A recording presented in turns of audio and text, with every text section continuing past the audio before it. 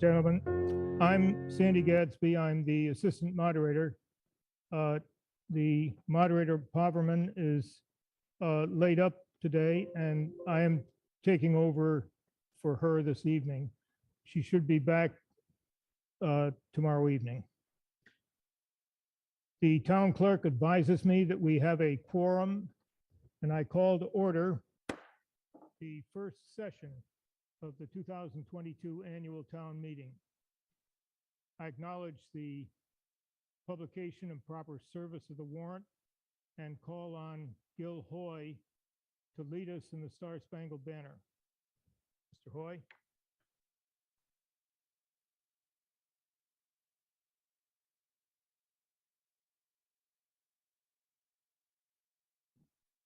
Oh, say, can you see by the dawn's early light what so proudly we hailed at the twilight's last gleaming, whose broad stripes and bright stars through the perilous fight for the ramparts we watched were so gallantly streaming, and the rockets' red glare, the bombs bursting in air, gave proof through the night that our flag was still there. Oh, say, does that star-spangled banner yet wave o'er the land of the free and the home of the brave?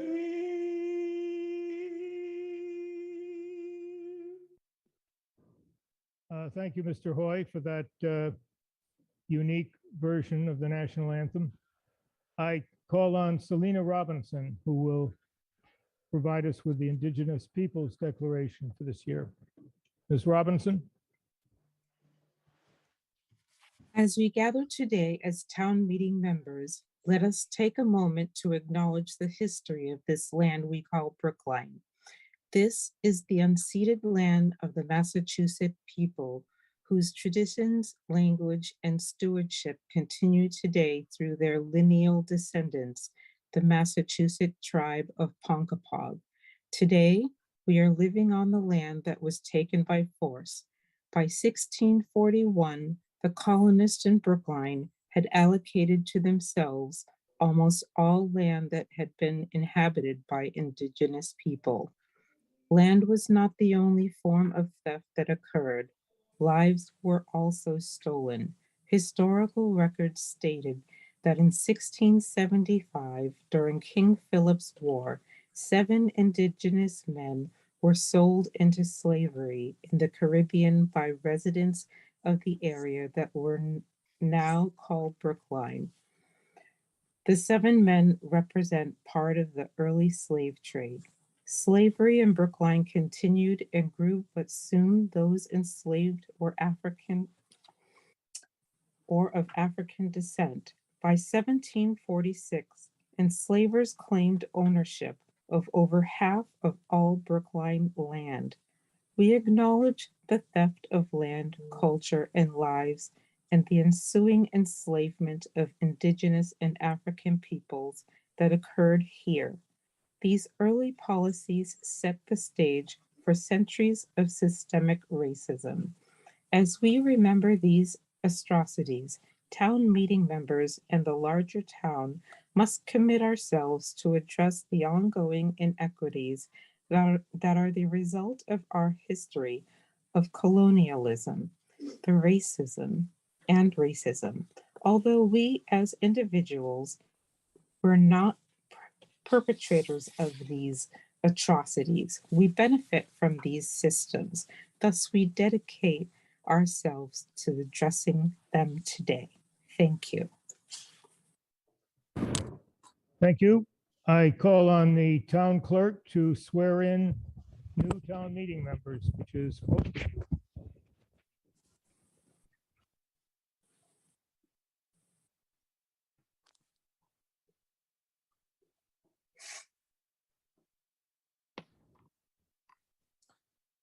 Thank you. I invite all newly elected or newly re-elected town meeting members to raise their right hand and repeat after me.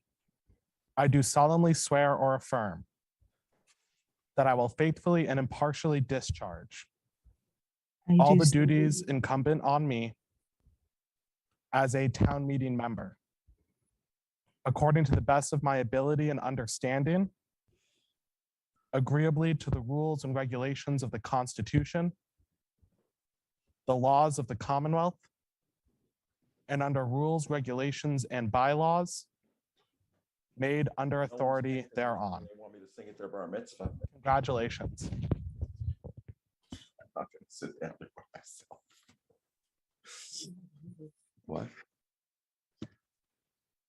Town clerk will now read the roll of deceased town meeting members, that is, those who have died since the last such roll was read at our annual town meeting last year.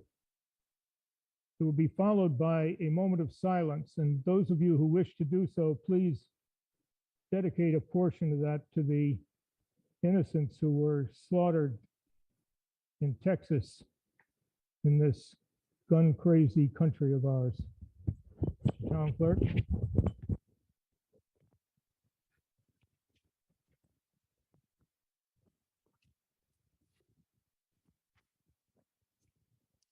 Thank you, Mr. Assistant Moderator. Please join us in remembering town meeting members who've passed away in the last year. Laura Schlesinger, Albert Fortier, David Adelson, Linda Carlisle, Ethel Sadowski, Gary Jones, Naomi Ronan. We now ask for a moment of silence to remember them and their service to the town.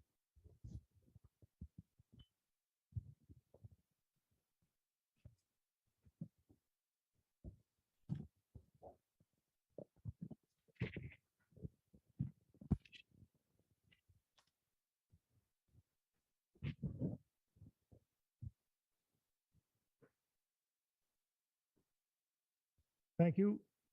We now have a presentation on some of the features of the Zoom system that we're using for this town meeting.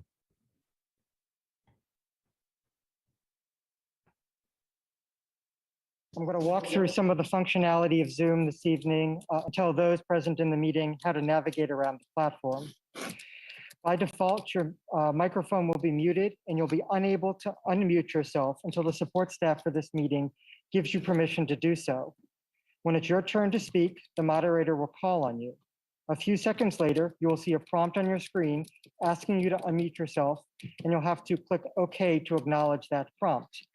After seeing the prompt, you may need to complete the unmuting process by clicking the mute unmute button at the bottom far left corner of the screen. A note to town meeting couples. Please be sure that only one of you have your device's audio turned on when you are unmuted. Having only one audio output will help to limit audio interference for those present in this meeting. If you're a town meeting member who has joined tonight's session by phone, your microphone will also be muted by default. The votes of town meeting members participating via phone will be captured via roll call following the completion of the 30-second voting period. This will obviously require town meeting members joining by phone to be unmuted. The support staff for this meeting will handle the unmuting process centrally, and no action will be required by town meeting members on the phone. When called upon to vote by the moderator, those on the phone should wait approximately 3 seconds and then tell the moderator how they wish to be recorded on the pending vote. Immediately to the right of the mute unmute button is the start stop video button. This button allows you to turn your allows you to turn your camera on and off. If you're comfortable doing so, and your internet bandwidth and technology allows, you may turn your camera on. If you experience choppy audio or video during tonight's session, we suggest that you keep your video off for the duration of the meeting. Turning a video off will limit the internet bandwidth you are uploading, thereby allowing for more room for you to download audio and video.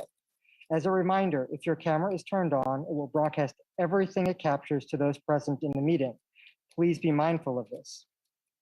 The participant button is immediately to the right of the Start Stop Video button, allowing you to see the name of everybody present in the meeting. At the top of the list of those present, you'll see a number of accounts related to the running of this virtual town meeting.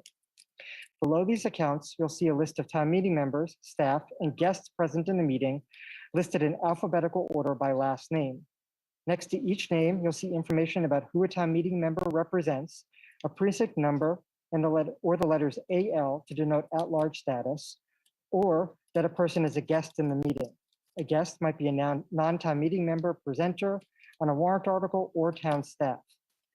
For example, this meeting naming convention will make a town meeting member appear as Obama, Michelle, P1. Immediately to the right of the participants button, you'll see a chat icon. You can access the chat feature by clicking this icon. During town meeting, you will only be able to chat with the chat monitor account. This means you'll be unable to chat with other town meeting members individually or as a group. So please do not use the chat feature to try and broadcast your views on a particular article to your colleagues. During town meeting, the chat feature should be used for two purposes. First, to get in line to address town meeting, akin to lining up at the microphone during an in-person town meeting. Your request to speak could, for example, be to ask a question or make a comment.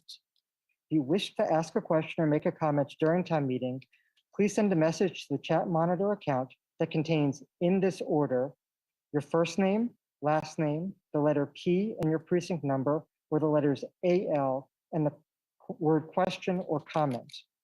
For example, Hillary Clinton, P5, comment. The second reason you might use the chat feature this evening is to raise a procedural point. For example, to call the question or to raise a point of order. If you wish to make a procedural motion during town meeting, please send a message to the chat monitor account that reads your first name, last name, the letter P and the precinct number, and type the motion you wish to make. For example, Michael Dukakis, P4, point of order. As the chat monitor account receives requests from town meeting members to ask a question or make a comment, I will do my best to post a running list of that queue. To see a queue, you'll need to click on the chat icon. Town meeting members will immediately be called upon if they have a point of order or are calling the question. As a reminder, amendments to warrant articles will not be accepted via the chat feature. Finally, do not use the chat feature to submit requests for technical assistance, to make comments about warrant articles, or to engage in any side conversations with the chat monitor. If you do require technical assistance, please contact tm@BrooklineMA.gov or 617-879-3110 and identify yourself as a Brookline Town Meeting member. At the bottom of the screen, you'll see a closed caption button labeled CC.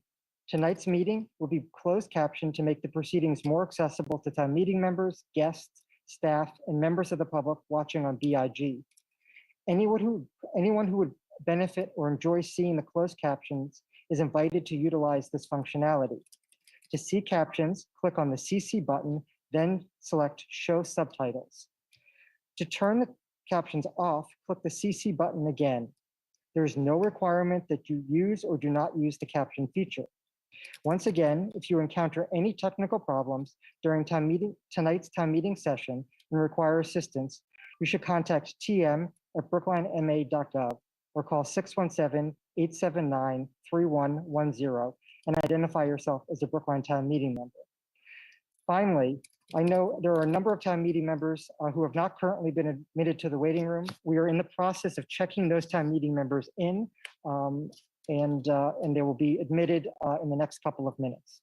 With that, Madam Moderator, I turn it back to you. Thank you, Mr. Franco. Just to repeat what Mr. Franco said about the chat line, it is to be used only to get in line as you would in an in-person meeting by coming to a microphone for the purpose of making a comment or asking a question. It can be used only for points of order, questions of privilege, and a motion to call the question. That's it. I've been asked to explain the difference between a point of order and a question of privilege. And I'm afraid it would take the rest of the hour to explain it adequately. So I refer you to the town meeting handbook, which has an extensive explanation of these special motions. All votes that we take this evening, with some exceptions, will be recorded votes. The exceptions are motions to adjourn or dissolve, which will not obviously happen until the last session of the meeting. Motions, I think motions for the question, we do use have recorded votes for those. But the minor motions and the motions that we're about to undertake to conduct a virtual meeting and move articles around, we're not going to have recorded votes for those. I remind all speakers to start your presentation by stating your name and precinct. I remind you also that that is the time at the beginning of your presentation to disclose any conflict of interest issue that you may be, under which you may be laboring. All speakers will adhere to a 3-minute time limit, except for those who have received special permission to exceed that limit from the moderator. Finally, I remind you to address all questions to the moderator, and I will select the person or persons who are most likely to be able to provide a response. We now have a test motion, combination test motion, and a motion that's required by statute. And it's a motion to conduct a virtual town meeting this evening, as we're doing. But we have to ratify that with a vote of town meeting members, and that can also serve as a practice vote. So whenever you're ready to.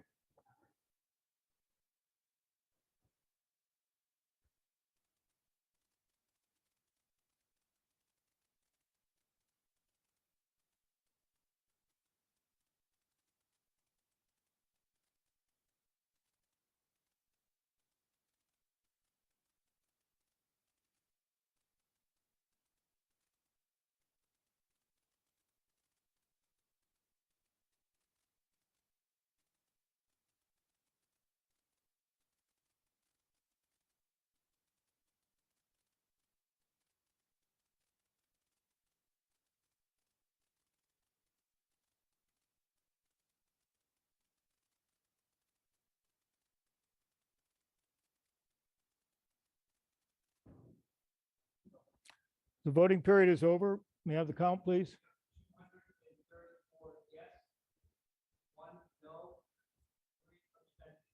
Motion carries by a vote of 234 in favor, 1 opposed, and 3 abstentions. Thank you. The next motion is made by well, I actually forget who it's made by. Let's say it's a motion of Mr.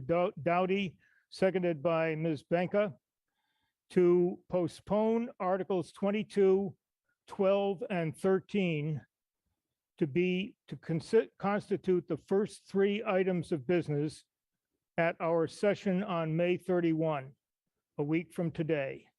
It's a motion to postpone Articles 22, 12, and 13.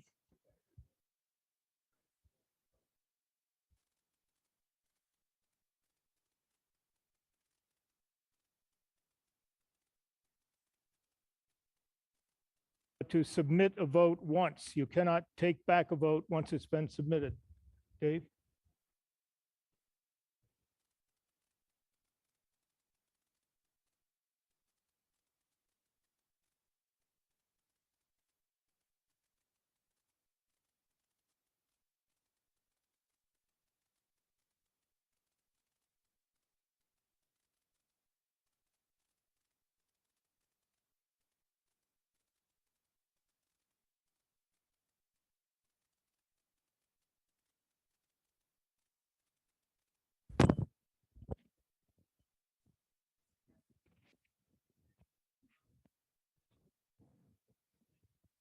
Motion carries by a vote of 211 to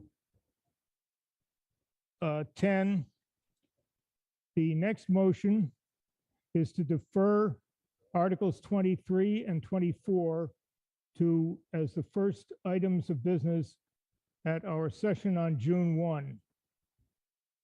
That motion is also made by Mr. Dowdy and seconded by Ms. Benka.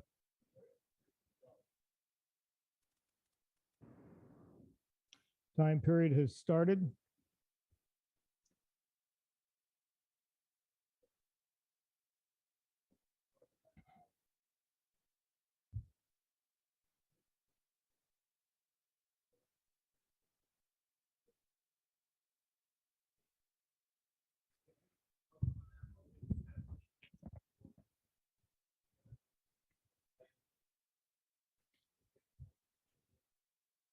The title of the motion should be Articles 23 and 24, not 24 and 24.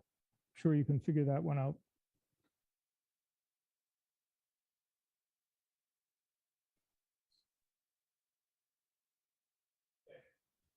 Time period is up. May I have the co-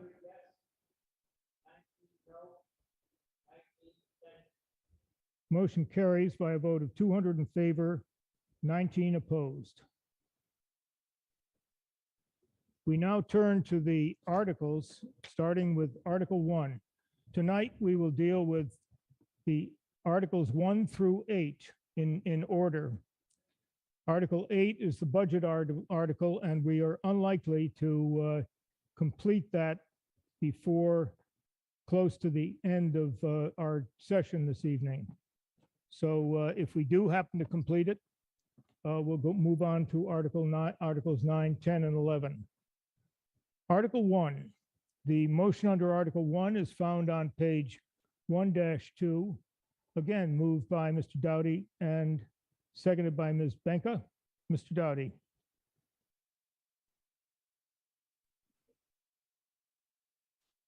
Thank you, Mr. Assistant Moderator. Dennis Dowdy, Precinct 3, Advisory Committee Chair, speaking for a unanimous advisory committee in support of warrant Article 1. And I'll get the ball rolling by saying that my conflict of interest is that one day I hope to be appointed as a measurer of wood and bark. Decades ago, the advisory committee summarized it well. Of course, the measurers of wood and bark are unnecessary. They've been unnecessary for as far back as anyone can remember. But the measurers of wood and bark are a historic tradition of Brookline, and perhaps even more so, the town meeting report on the measurers of wood and bark has become its own tradition, filled with an increasingly groan-inducing set of wood or bark-related puns. But I made an agreement with the assistant moderator. I'm not going to inflict that on you because I don't want anyone to get bored. So by a vote of 15-0 with no abstentions, the advisory committee would encourage you to vote favorable action on warrant Article 1. On the main motion on page 1-2, we're ready for a vote. Voting period has commenced. This will be a recorded vote.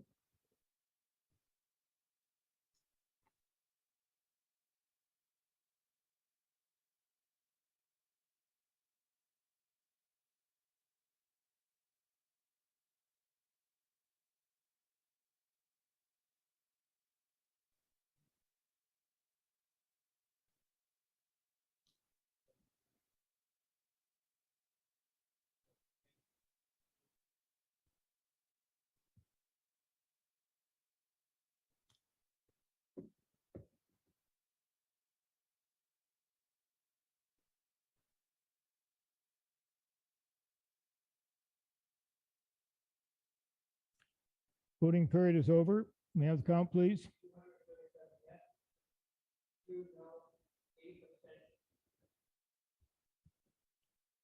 Motion carries by a vote of 237 in favor, 2 opposed, and 8 abstentions.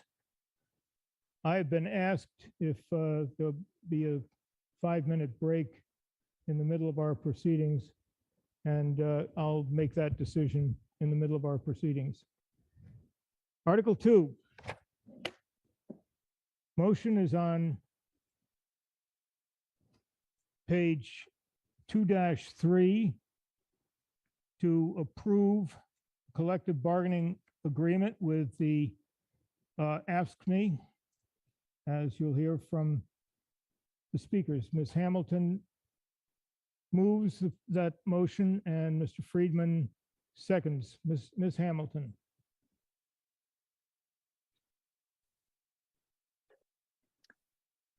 Thank you. Heather Hamilton for a unanimous select board. Earlier this year, the town reached an agreement with AFSCME, our biggest union, for a 3-year deal that will cover fiscal years 23, 24, and 25. The first year, the employees will receive a 1% cost of living adjustment. The next year, it will increase to 3%, and the year after will also be 3%. The town has also agreed to pay a premium to employees during snow and ice operations, and the town has added Juneteenth as a paid holiday for these employees. We hope to reach a similar agreement with the fire and police unions sometime this year. Please vote favorable action on warrant Article 2. Friedman.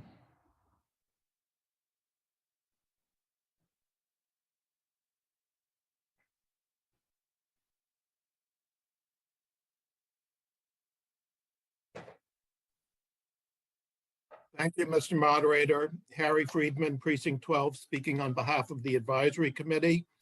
I won't repeat the items that Ms. Hamilton said.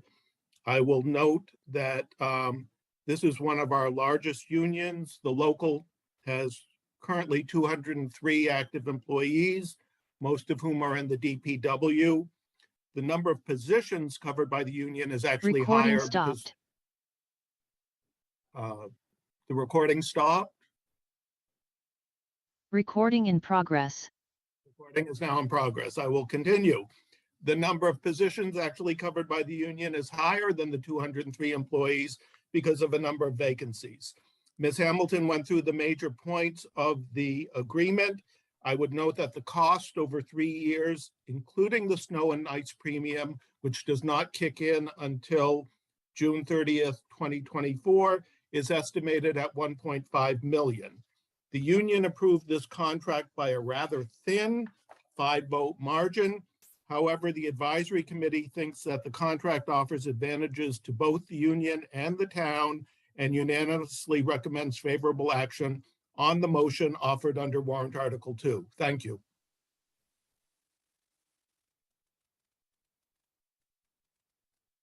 Speaker, I want to observe that today, the day of our first session of town meeting, I had about 24 requests to speak. Most of them are routine and just involve adding somebody to a list of speakers for or against an article. Some of them, however, are questions and comments about budget items. And when a last minute request is made to speak on something, on a budget item or an appropriation, it doesn't give us the opportunity to have the question posed to the cognizant department head so that a responsible and well thought out answer can be provided. The bottom line here is please submit your request to speak, particularly on budget items, well in advance of the first day of our town meeting. The next speaker, Mr. Hebert, wins the prize for the least considerate town meeting member. Mr. Hebert submitted 6 requests to speak, at 5:10 this afternoon, less than 2 hours before the commencement of the first session of town meeting. Almost all of these requests were to speak this evening. A few of them were on budget articles that don't permit the department head to formulate a response. In any event, I call on Mr. Hebert.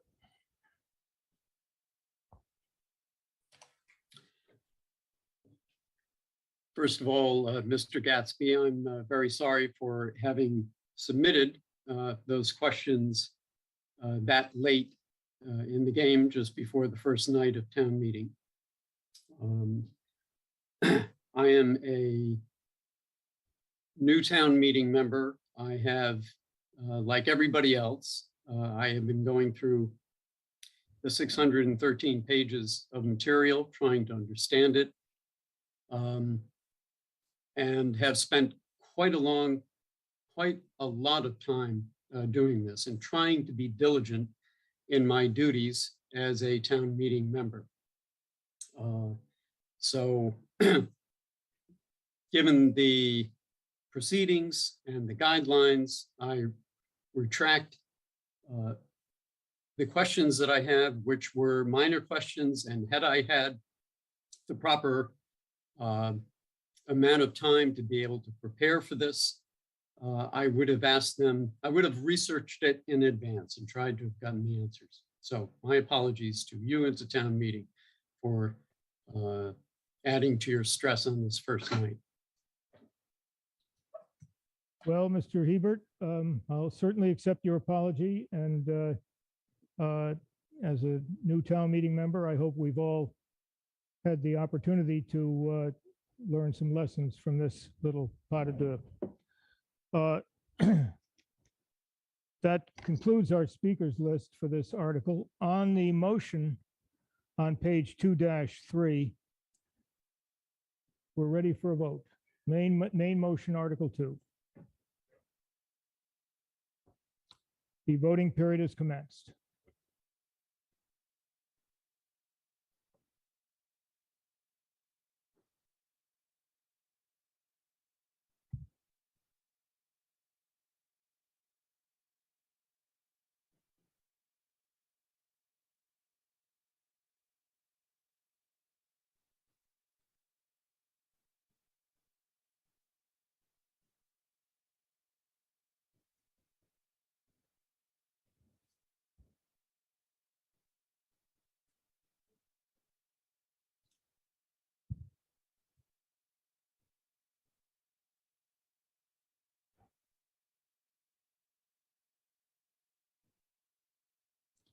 Voting period is over. May I have the count?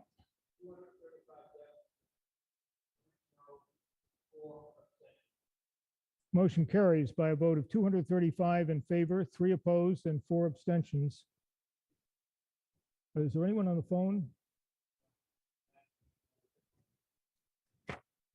Article 3.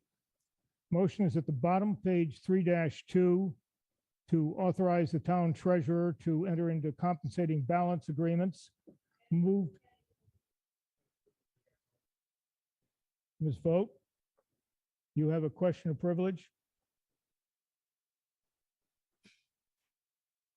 I do. Hi, Marissa Vogt, Precinct 6. Mr. Gadsby, when you refer to new town meeting members as inconsiderate, or specifically single out people as the least considerate, I believe that is rude. And if it were me, I would feel very unwelcome, and I would feel hesitant to ask further questions and fully represent the people in my precinct. So I would just ask that you please be more patient with, particularly with our new town meeting members. Thank you. Well, thank you. I should have cut Mr. Hebert a bit more slack. I think you can perhaps appreciate the pressure that I was under today, under the circumstances. This motion is moved by Ms. Hardebeck, seconded by Ms. Hamilton, and I call on Ms. Hardebeck.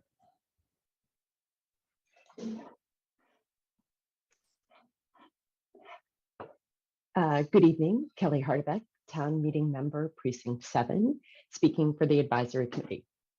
Warrant Article 3 is an article filed annually by the Town Treasurer seeking town meetings authorization to enter into compensating balance agreements for the upcoming fiscal year.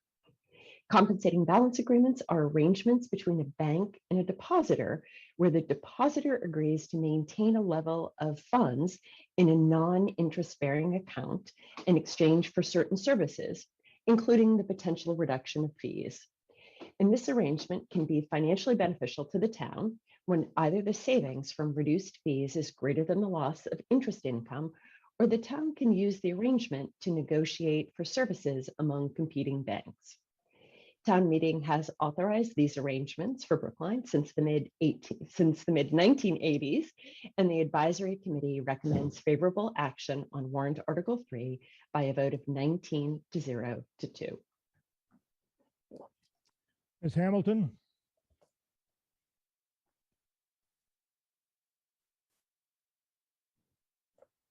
Thank you. Heather Hamilton for the Select Board. This is a housekeeping warrant article that allows us to carry non-interest bearing balances at banks in exchange for them waiving certain fees. We urge favorable action on warrant Article 3.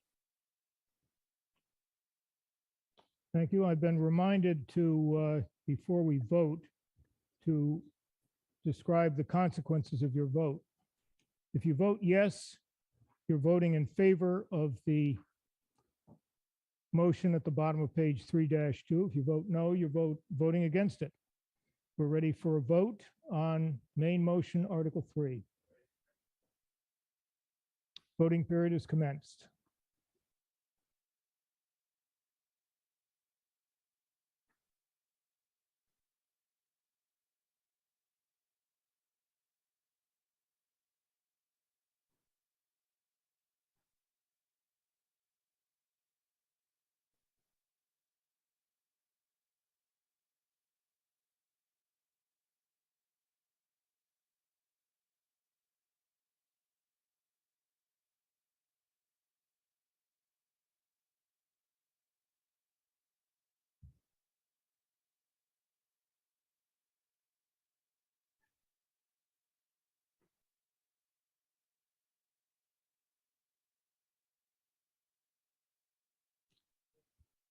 Voting period is over. May I have the count, please?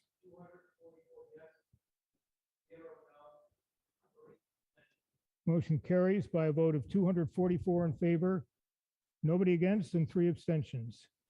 No motion is offered, and there'll be no debate under Articles 4 and 5, so we proceed to Article 6. Motion on Article 6 is at the top of page 6-2, moved by Mr. Green, seconded by Ms. Granoff, that the town establish certain property tax exemptions. Mr. Green.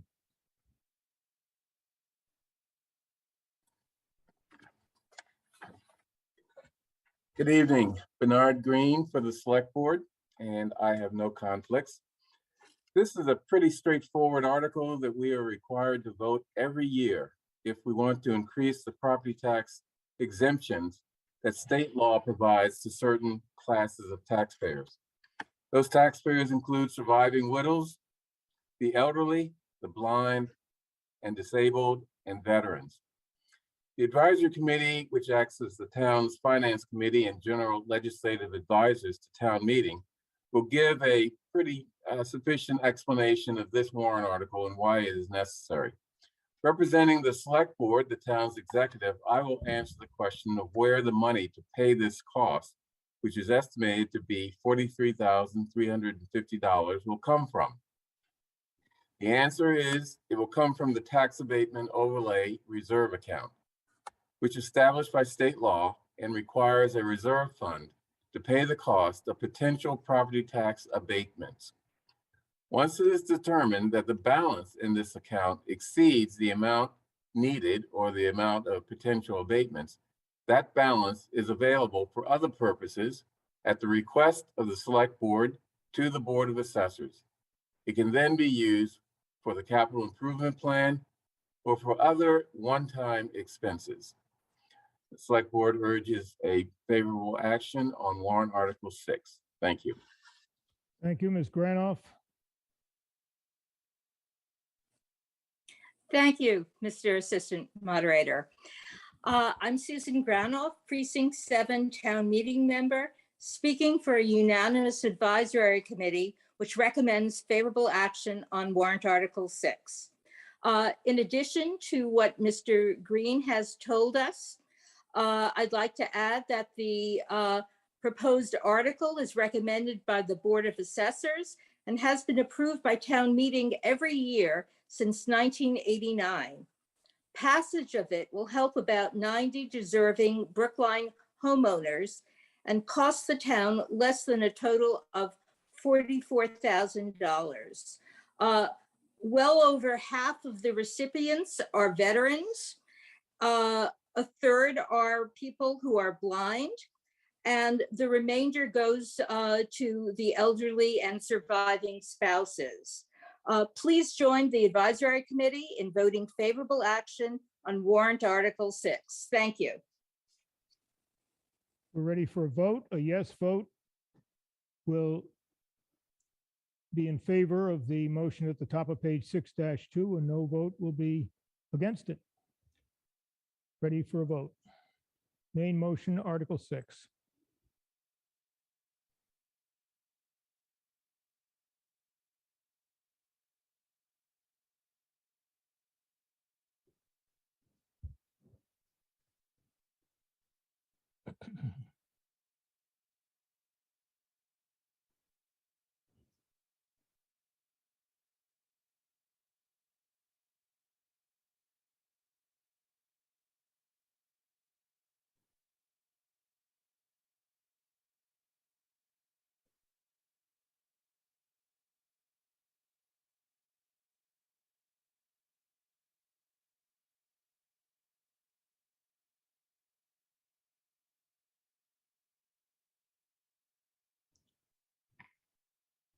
Vote, please.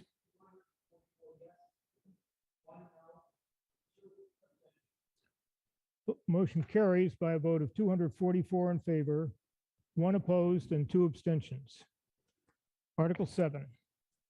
Motion is at the bottom of page 7-2 over to the top of page 7-3. Moved by Mr. Green, seconded by Mr. Doughty, that the town authorize the select board to accept a grant of an easement, etc. In the words of the motion, Mr. Green. Thank you, Mr. Assistant Moderator. Bernard Green for the Select Board, speaking for a unanimous Select Board that voted favorable action on March 22nd. And again, I have no conflicts. The new 9th grade academy at Brookline High School has a different and larger footprint than the building that previously occupied that site.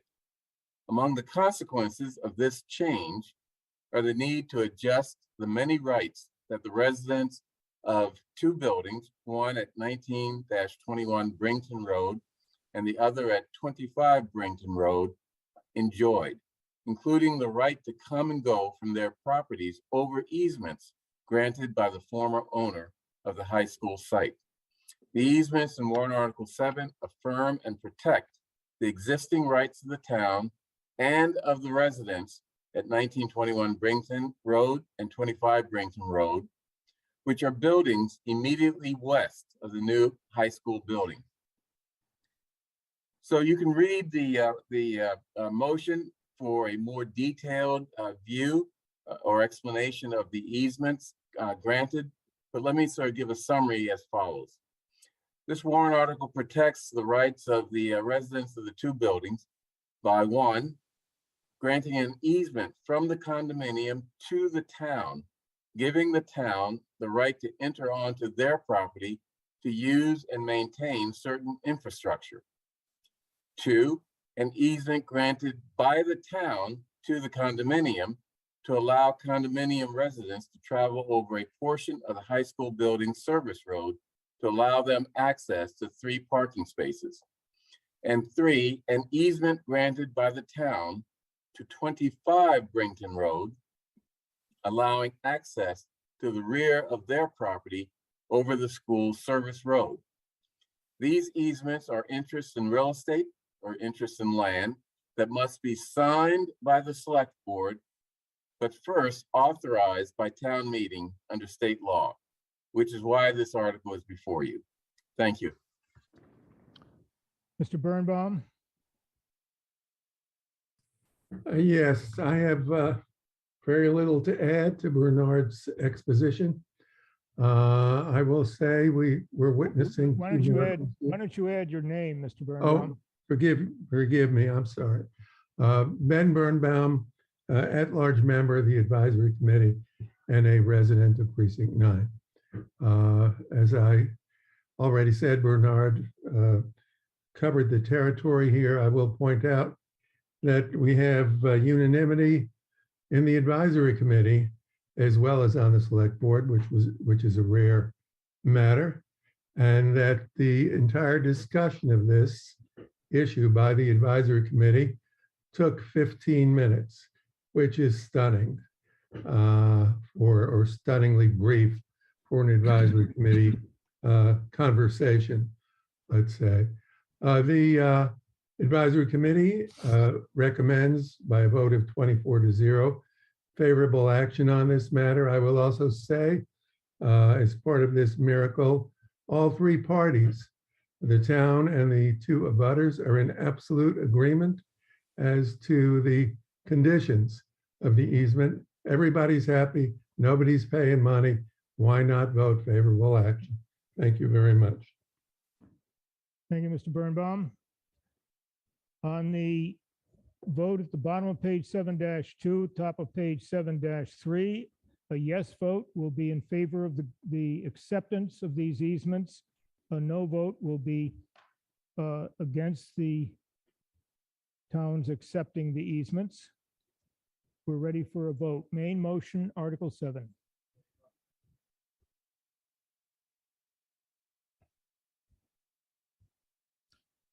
Requires a 2/3 vote, by the way.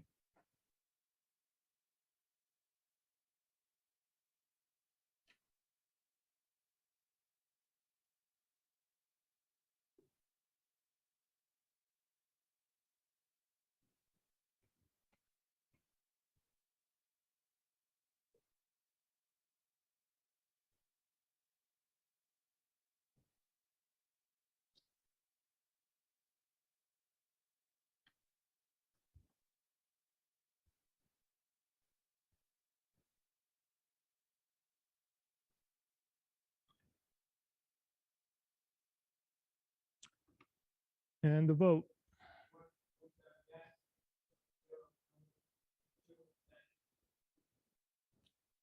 Motion carries by a vote of 247 in favor, no votes opposed, and 2 abstentions. We've had 5 votes and a total of 6 negative votes. All that is about to change. Article 8. This is the town budget article.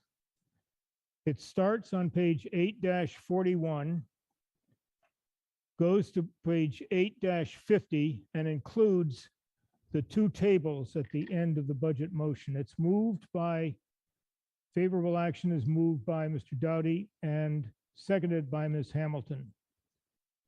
There are 2 remaining amendments. Mr. Shea would amend item 62 as set forth in supplement 4, page 1. Item 62 has to do with Skyline Park. And you'll hear plenty about that because there are many speakers signed up on both sides. Is there a second to Mr. Shea's motion?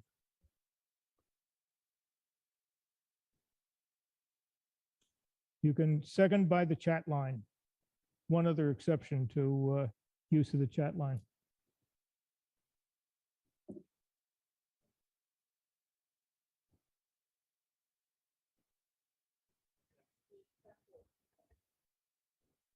No motion should ever The motion has been seconded. The other amendment is an amendment of item 44, CIP item 44. It's found on supplement 3, page 1.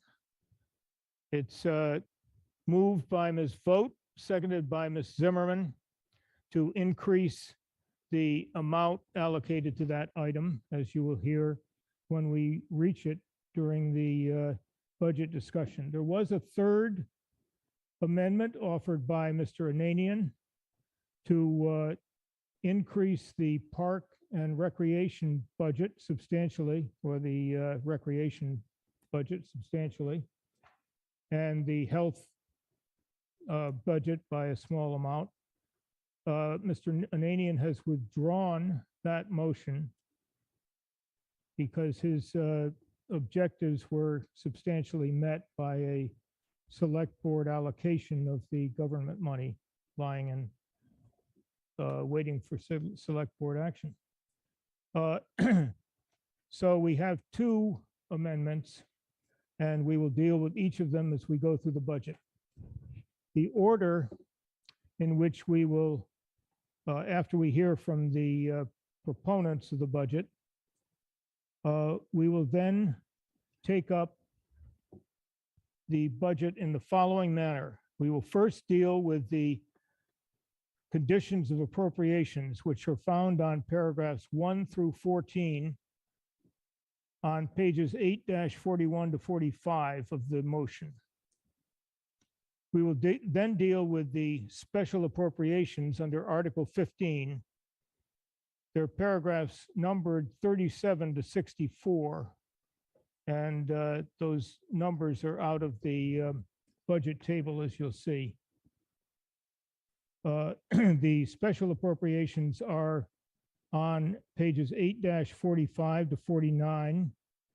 And if you have questions or comments about them, you might first refer to the expanded explanations of these, each one of these items, which are found on pages 8-29 to 8-40, I guess, 40, yes.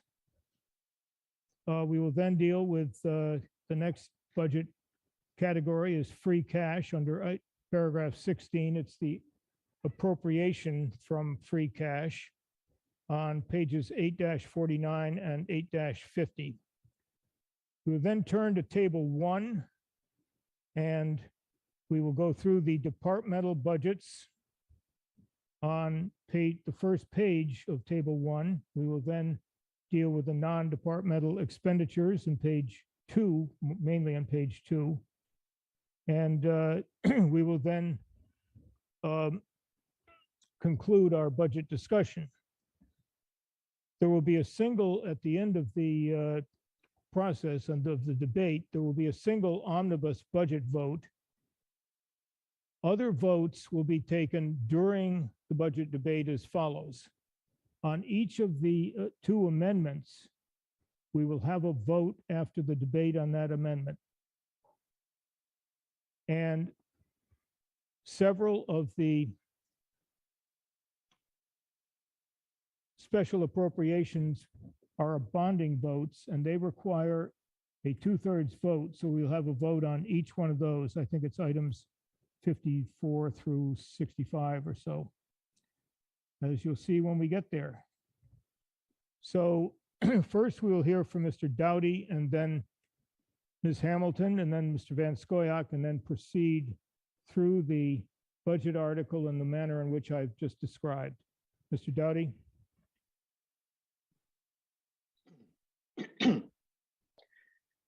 Thank you, Mr. Assistant Moderator. Dennis Doughty, Town Meeting Member, Precinct 3, and Advisory Committee Chair, speaking for a unanimous Advisory Committee, which recommends favorable action on the main budget motion of $348,450,307, which includes an allocation of $125,098,883 to the public schools of Brookline. Before we dig into this, let's first answer the question that I'm sure many of the newer town meeting members are asking. Who the heck is the Advisory Committee, and why does it speak on every warrant article? The general bylaws ask the advisory committee, a committee appointed by the moderator, to consider any and all municipal questions and all articles in the warrant for a town meeting for the purpose of making reports and recommendations. And we have interpreted this as follows. We hold public hearings on all warrant articles, we produce reports on all warrant articles, and we make recommendations on most of them. The bylaw also says that the advisory committee shall submit the budget at the annual town meeting. It may examine the books and records of any board, committee, or officer of the town. This means that we review, again in public hearings, the budget requests for each department and produce reports and recommendations for each, culminating in the comprehensive budget motion we will discuss now. Over the past few years, the advisory committee has taken steps to improve transparency and communication and to be explicit about separating our data gathering and analysis from our recommendations. And you can see that throughout the combined reports, in which we try to lay out the meaning of a yes or a no vote and our assessment of the financial and legal implications of each article. And it is my fervent goal that whether or not you ultimately agree with our recommendations, you can trust that our information gathering and analysis gives you the information you need to make your own decisions. And I'd like to read from a note published in the Brookline Chronicle back in March 22nd, 1924, which said, "The advisory committee is not an institution to be followed blindly, nor ignored entirely. It is the advisory committee that reviews every item from every possible angle." So I want to thank each and every member of the committee for their dedication to this task. It is not an easy one. The work on this budget alone comprised dozens of public hearings and meetings, along with countless more hours of work preparing the questions for department heads, performing research, and writing the reports needed to inform these debates. All the advisory committee members deserve our thanks, and perhaps none more than Carla Benka, who has served on the committee for over 25 years in a variety of roles, most recently as vice chair and as the chair of the Capital Subcommittee. She is stepping down after this term is complete, which is far too soon for my taste. And I would like to ask you to join me in thanking her for her tireless service to the town. And now, Article 8. As town meeting members, you should all be familiar with the budget and how to navigate it. And fortunately, it is accessible online in detail. You start on the town's homepage at BrooklineMA.gov and navigate to Budget Central. Historical data as well as projections are available. They're broken down along many dimensions. You can spend lots and lots of time exploring it. This budget is far too large and complex to address fully in a single speech. And so what I'm doing tonight is touching on some of the bigger themes. You can read our full analysis and recommendation in the combined reports. And please note that I'm referring to the general budget here. I'm not going to spend any time talking about the $31 million, which goes in and out of the Water and Sewer Enterprise Fund, because we don't have much control over it.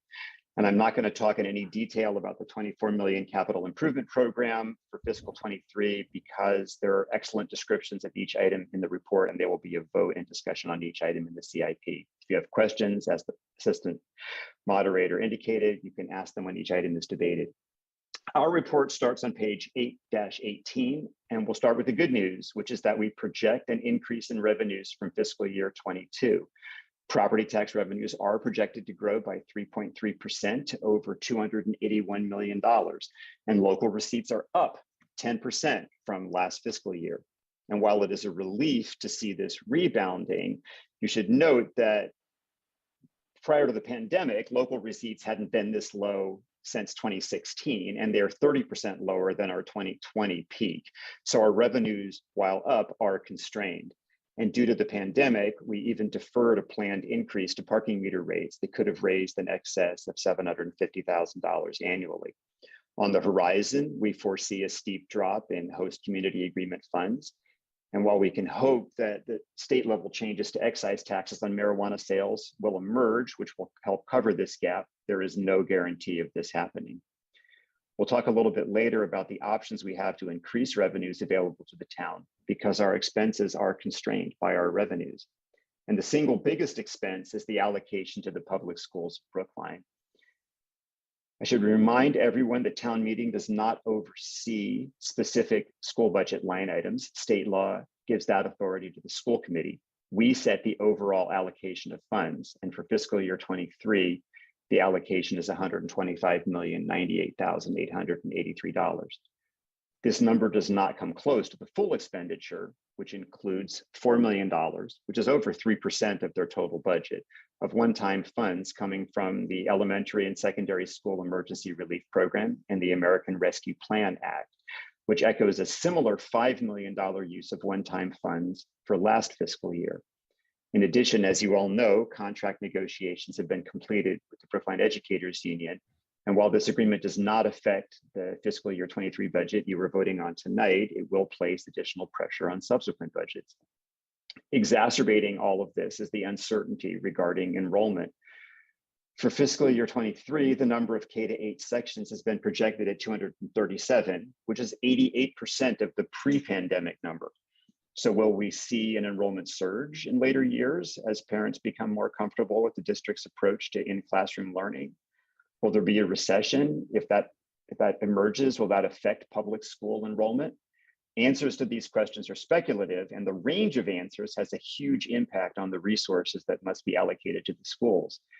And when you couple this by remembering that for the last 2 years, we covered significant shortfalls by the use of one-time funds, it is reasonable to expect another noticeable shortfall during the fiscal year 24 planning process. And the shortfall is currently estimated at $6.5 million or more for next year, that is. The effects of the pandemic make year-over-year departmental budget comparisons less meaningful than they would otherwise be, but I'll give you a few quick highlights. The police and fire department budgets increased by 1.2% and 2.7% respectively. In each case, about half of that increase is for salaries and half is for vehicles, equipment, and increased gasoline prices. The DPW budget is essentially level funded despite a marked increase in workload due to the pandemic. Another highlight is that we continue to follow our plan to shore up our pension fund and OPEB funding deficits. And we'll discuss pensions in a little more detail when Article 11 is debated later. Perhaps no departmental budget allocation sparked more discussion or debate at the advisory committee's meetings than that of the building department. When the department's budget was first presented, the capital subcommittee declined to recommend it because, in its opinion, insufficient funds were included for building maintenance. Over the past few years, several new high-tech buildings have been constructed. One underappreciated feature of the newer buildings is they have higher maintenance costs, particularly as relates to HVAC, where it has been extremely difficult to find qualified technicians. The fiscal year 23 budget for building maintenance was ultimately, this gap in the maintenance budget was ultimately addressed through the use of ARPA funds, along with an increased allocation within the school budget. But this was a one-time fix, and ongoing funding for building maintenance will remain a concern in future budgets. And in addition to building maintenance, our report highlights several other concerns for the future, two of which deserve special mention here. The first is staffing. I already mentioned the difficulty in hiring HVAC specialists, which has forced us to rely on expensive contractors. But I'd also note that there are morale issues reported in the police and the library departments. And in the police department, the increased use of forced overtime has resulted in many officers, mostly the newer or more junior hires, working 16-hour shifts on a regular basis, sometimes 3 or 4 times per week. Turnover has been high, which makes this problem even worse. Also, during our budgetary review process, the advisory committee heard concerns from multiple departments regarding the ability to hire and retain staff and questions about whether Brookline's total compensation is competitive. So the town is contracted with the Collins Center for Public Management to initiate a salary study with a preliminary report expected in the next few months. This study will inform future planning for pay and benefits. In addition, the fiscal year 23 budget, which you're voting, includes a significant allocation to the collective bargaining reserve. The second major concern we noted is what we refer to in our report as increased demand for services. At every town meeting, including this one, there are warrant articles submitted which intend to alter behavior. And our report highlights several of them, including demands over time for increased enforcement for snow removal, sidewalk safety, leaf blower complaints, increased funding for sustainability and long-term planning, increased funding for additional permitting. But the increased demand for services does not only come from here at town meeting. The world changes. Think about the changes over the past 25 years. We have transformed from a world without the internet, without ebooks, streaming video, or online payments, into one in which the internet influences all aspects of our lives. 25 years ago, we did not own Newbury College or 111 Cypress. We had not renovated Lawrence, Heath, Runkle, the Devotion, now Ridley School, Driscoll, or the Brookline High School. Neither Skyline Park nor Fisher Hill Reservoir Park existed. Marijuana was not legal-ish. We didn't have sharrows or bicycle priority lanes. Seniors made up a smaller percentage of our population. Climate made different demands on DPW. I could go on and on. 25 years later, the world in which every department operates is fundamentally different. But if you were able to look back at the budget reports over the years, the most common phrase you would probably find would be, quote, "The department's budget is mostly flat except for steps and lanes," unquote. The Brookline Financial Advisory Committee, or BFAC, highlighted a fundamental dilemma back in 2020. Overall, costs are rising uniformly at a greater rate than Proposition 2.5 allows us to raise property tax revenue. If we don't cut or reallocate services, we must encourage new commercial construction and/or increase residential real estate taxes. And to date, we have shown little to no appetite for reallocating or cutting services. On average, departmental budget allocations have grown fairly similarly over the past 25 years, with very few conspicuous exceptions. You can all guess that one exception is schools, which has grown much faster than other departments. The others are planning and information technology, which have also grown faster than average, but each started from a tiny base 25 years ago. And the recreation department, which is a different sort of animal because it has shifted its funding model substantively over the years, so that it now depends largely on user fees deposited in a revolving fund. This is not intended as a critique of any specific departmental allocation. It is merely to point out that we don't really change our overall allocations that much over time. And the town administrator has made it clear in his budget forum that attempts to make substantive adjustments to budgets results in profound resistance from the community at large. So what do? It is a reasonable bet that the demands placed on departments will continue to change, sometimes radically, and we can continue to rely on the demonstrated remarkable creativity of each department. Or we can explore what BFAC referred to as zero-based budgeting, where instead of giving each department an allotment that is substantially the same year over year and letting the departments figure out the relative internal priorities, we define a set of objectives and determine how much money is needed to reach them. I don't need to tell you that one of these approaches is much harder than the other, but I do need to tell you that that approach represents one of only 3 ways the town can address the structural deficits that will continue to exist. What are the others? As stated, increasing the commercial tax base through new construction and new business. And of course, repeat after me, overrides. If we aren't willing to make substantive changes to our departmental budgets with everything on the table, then everything we have discussed thus far points to the need for an operating override in short order. And keep in mind, we are likely to have debt exclusions for fire station renovations and the Pierce School project. Finally, I think it's very important to point out that as with the building maintenance issues discussed earlier, there are often imperatives that simply cannot be addressed by resourcefulness within a department. For example, we recently completed a transportation mobility plan, which estimates that $5 million per year is needed to maintain our roadway network at its current conditions. The fiscal year 23 budget allocates $2 million for this purpose. So this is a long-term unsustainable level of underinvestment. And similarly, if you look at the CIP in detail, you see a whole host of capital improvements that are listed as, quote, out years, because there have as yet been funding sources identified.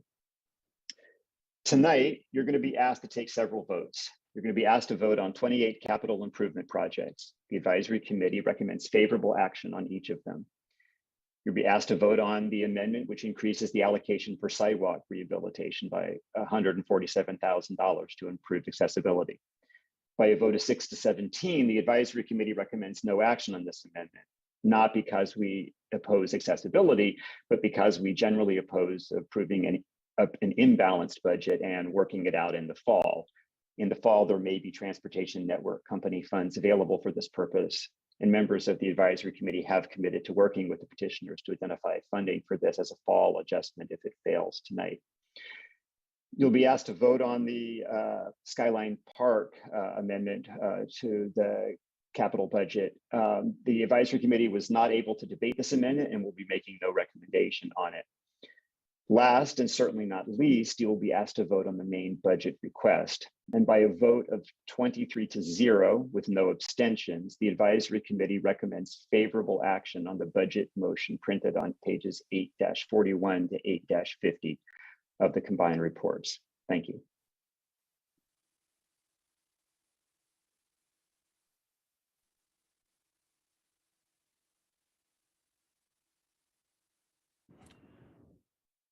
Ms. Hamilton. And Mr. Spritz will, I'll deal with your question a little later. Thank you. Heather Hamilton speaking for a majority select board. Like Dennis, I'd like to take this opportunity to focus less on the intricate details of local receipts and reserve funds and talk about overall themes that we as a town and as a select board are working on or working towards. But first, some acknowledgements. A big thank you to Brookline Interactive Group, who have allowed us to broadcast our meetings to the general public and supported our move to hybrid meetings. Thank you to our town administrator, Mel Kleckner, and his staff, ably led by Melissa Goff, Devin Fields, Tiffany Souza, and Kate McGilvery. I want to acknowledge the department heads who worked under incredibly challenging conditions over this past year and did a fantastic job. I want to acknowledge the advisory committee for their review of warrant articles and the budget. A big thank you to all town staff who continue to come into work every day and provide public service. And finally, thank you to the town clerk's office who helped us execute a smooth and safe election. I feel incredibly lucky to live in this community. I would also like to take this opportunity to recognize new department heads. Congratulations to Kara Bruton for her promotion to Director of Planning and Community Development. Congratulations to Justin Casanova Davis for his move to Acting Finance Director. Welcome Sigal Reese, Director of the Department of Public Health. Welcome Joe Callanan, Town Council. Welcome Ashley Gonzalez, who starts on June 1st as our new Chief of Police. A special thank you to new Superintendents of Schools, Linus Guillory, and Deputy Superintendent for Administration and Finance, Sam Rippon. I would also like to acknowledge the 78 new town meeting members who won election this spring. Welcome and buckle up. Now for some updates. The town administrator search process is currently underway. The posting is up and we will begin interviews next month. I hope to have 2 candidates to present to the select board in July and for a decision to be made in early August. We are also in the midst of a pay study for mid-level managers and department heads, so we may retain the talent we have. Brookline has a structural deficit being made worse by inflation and ever-increasing demands.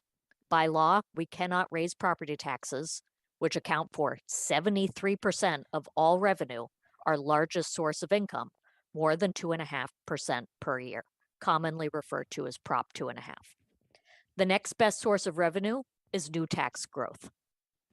Within the last 11 years, the town has created zoning overlays to generate more than $4 million in annual net positive tax revenue from commercial developments. But our pipeline for new commercial development contains only the Waldo Durgan Hotel, a project many years away from actual construction and operation. There is broad market consensus that our present zoning is inadequate to induce commercial development. Additionally, parts of our zoning bylaw are difficult to interpret and are based on 1960s notions of land use planning. We need to be able to seek new tax growth from commercial development while engaging in robust planning and zoning reform to preserve what we love about Brookline and respond to regional pressures around growth, the regional need for more housing, and a booming economy. The Economic Development Advisory Board, known as EDAB, has advised the Select Board to undertake planning studies of our major commercial corridors as it prioritized in our existing comprehensive plan, with Boylston Street, Chestnut Hill Village, Route 9 West commencing in 2023. The Select Board has appointed a study committee for the possibility of this use at 10 Brookline Place, although a redevelopment and the resulting tax growth is years away. Brookline has few viable sites for the life science industry, but the town should pursue studies where the potential for this use exists. Additionally, many of you were elected advocating a need for more comprehensive planning. To that end, the budget motion before you adds a long-term planner in the Planning and Community Development Department, plus Article 10, if passed, will reprogram funds left over from a now abandoned zoning rewrite project to be a down payment on more comprehensive planning. A little over a week ago, we experienced our first educator strike in a generation. Due to hard work, commitment, and dedication, we were able to reach a contractual agreement. We have also reached an agreement with AFSCME, and we hope to reach an agreement with police and fire unions this year. Most of our town departments were cut 10% in the spring of 2020 due to the uncertainty surrounding COVID, and most of them have yet to be fully restored. There is still uncertainty around COVID, and depending on surges, our budget will be impacted. Along with local receipts, state aid has been down from where it has been in prior years. Other fixed assessments have gone up, including MBTA and Norfolk County assessments, squeezing our budget even further. Despite these challenges, I am proud that we were able to make investments in traffic and pedestrian safety in the capital improvement plan and operating budget, although it will never be enough. We set aside $560,000 for traffic calming and another $472,000 for bike improvements, as well as adding a new FTE traffic engineer. We received over $40 million in ARPA funding from the federal government. This is one-time money aimed at equity and transformation. We chose to partner with the Brookline Community Foundation to create a community process for allocating the funds with a focus on improving the community and addressing vulnerable populations. In April, we allocated the first half of the funding based on proposals received, and we will allocate the remainder later this year. However, due to the temporary nature of the funds, it was not used to restore traditional services and new positions. I bring all of this up to prepare you for the need for another operational override. In lieu of an override study committee, we are revamping the town school partnership, and we will be meeting more frequently as recommended in the Brookline Fiscal Advisory Committee's report. Over the next few months, we will work with the new superintendent, the new deputy superintendent, and members of the school committee and advisory committee to figure out what programs and services are must-haves and how much it will truly cost before going to voters to decide. I am committed to maintaining the 60-40 ratio and expect that on top of the school department needs, there will be town needs included in the override as well. Let me be clear. This override will most likely appear on the next May ballot. In November, Massachusetts voters will decide whether to pass the fair share ballot question. If that passes, we will have a new revenue source and we can budget accordingly and hopefully reduce the size of the upcoming property tax override. I will not ask the select board to go to voters to support an operational override until we know the results of that effort. And all of this is in addition to upcoming debt exclusion votes for the Pierce School and for much needed renovation to our fire stations. We will be asking a lot of the town voters in the coming year. There are approximately 450 volunteers who serve Brookline in elected positions or on boards and commissions to which they have been appointed, or both. It's inspiring to see this level of interest and dedication, but with more than 60,000 residents, town government is slow to respond to challenges, and it's cumbersome to manage. Responding effectively to pandemics, strikes, inflation, the constraints of Proposition 2.5, by trying to coordinate 450 volunteers and a professional staff no longer serves us well, given the size of our population and the size of our budget. That is why this summer, the Select Board will begin an earnest conversation around charter reform. We do not believe that democracy and efficiency are mutually exclusive. We look forward to leading Brookline toward a form of local government that is both democratic and efficient. Finally, the majority of Select Board members did not support any of the proposed budget amendments. Please vote favorable action on the AC's main budget motion. Thank you so much. Thank you, Mr. Van Scoyac. You have 3 minutes. Yes, thank you, Mr. Moderator. John Van Scoik from the Select Board. I heard Dennis Dowdy mention, the Brookline Chronicle, and it brings to mind that perhaps it's not widely known that I was once the editor of the Brookline Chronicle. Dennis mentioned the year 1924. I want to assure people I wasn't the editor of the Brookline Chronicle in 1924, but I've been around, and I've been around in journalism. And in one of my early newspaper days, I learned what they call the KISS rule, K-I-S-S, keep it simple, stupid. And ever since then, I've sort of remembered that rule. And I was thinking about it the other day when it comes to the budget. And so I wrote up something which is intended to, as much as possible, come up with a simple, easy to understand version of the budget. And boy, did I come to appreciate how hard that is to do. But I took a shot at it. And I just want to repeat a few of the questions that I thought are basic questions, but questions that are always worth revisiting. So when you look at this budget and when you consider the many hundreds of pages that you have to sort of plow through to kind of get to the heart of it, keep these questions in mind. How does town, and by that I mean the municipal departments, how does town spending compare to school spending? We're going to speak a lot of town spending tonight, but not so much of school spending. And I think it's always worth remembering that school spending constitutes about 60% of our spending. Next question, by what amount have town and school spending increased? Not just since last year, but over recent years. Look at trends. Are the increases of a scale with revenue increases? Aside from the costs of sustaining existing levels of services, what are the trends in budget drivers such as debt, pensions, healthcare, and borrowing for capital improvements? Are Proposition 2.5 overrides inevitable? Are they affordable? And what role do collective bargaining agreements and additions to payrolls, in other words, increases in what they call full-time equivalents of employees, what role do those play?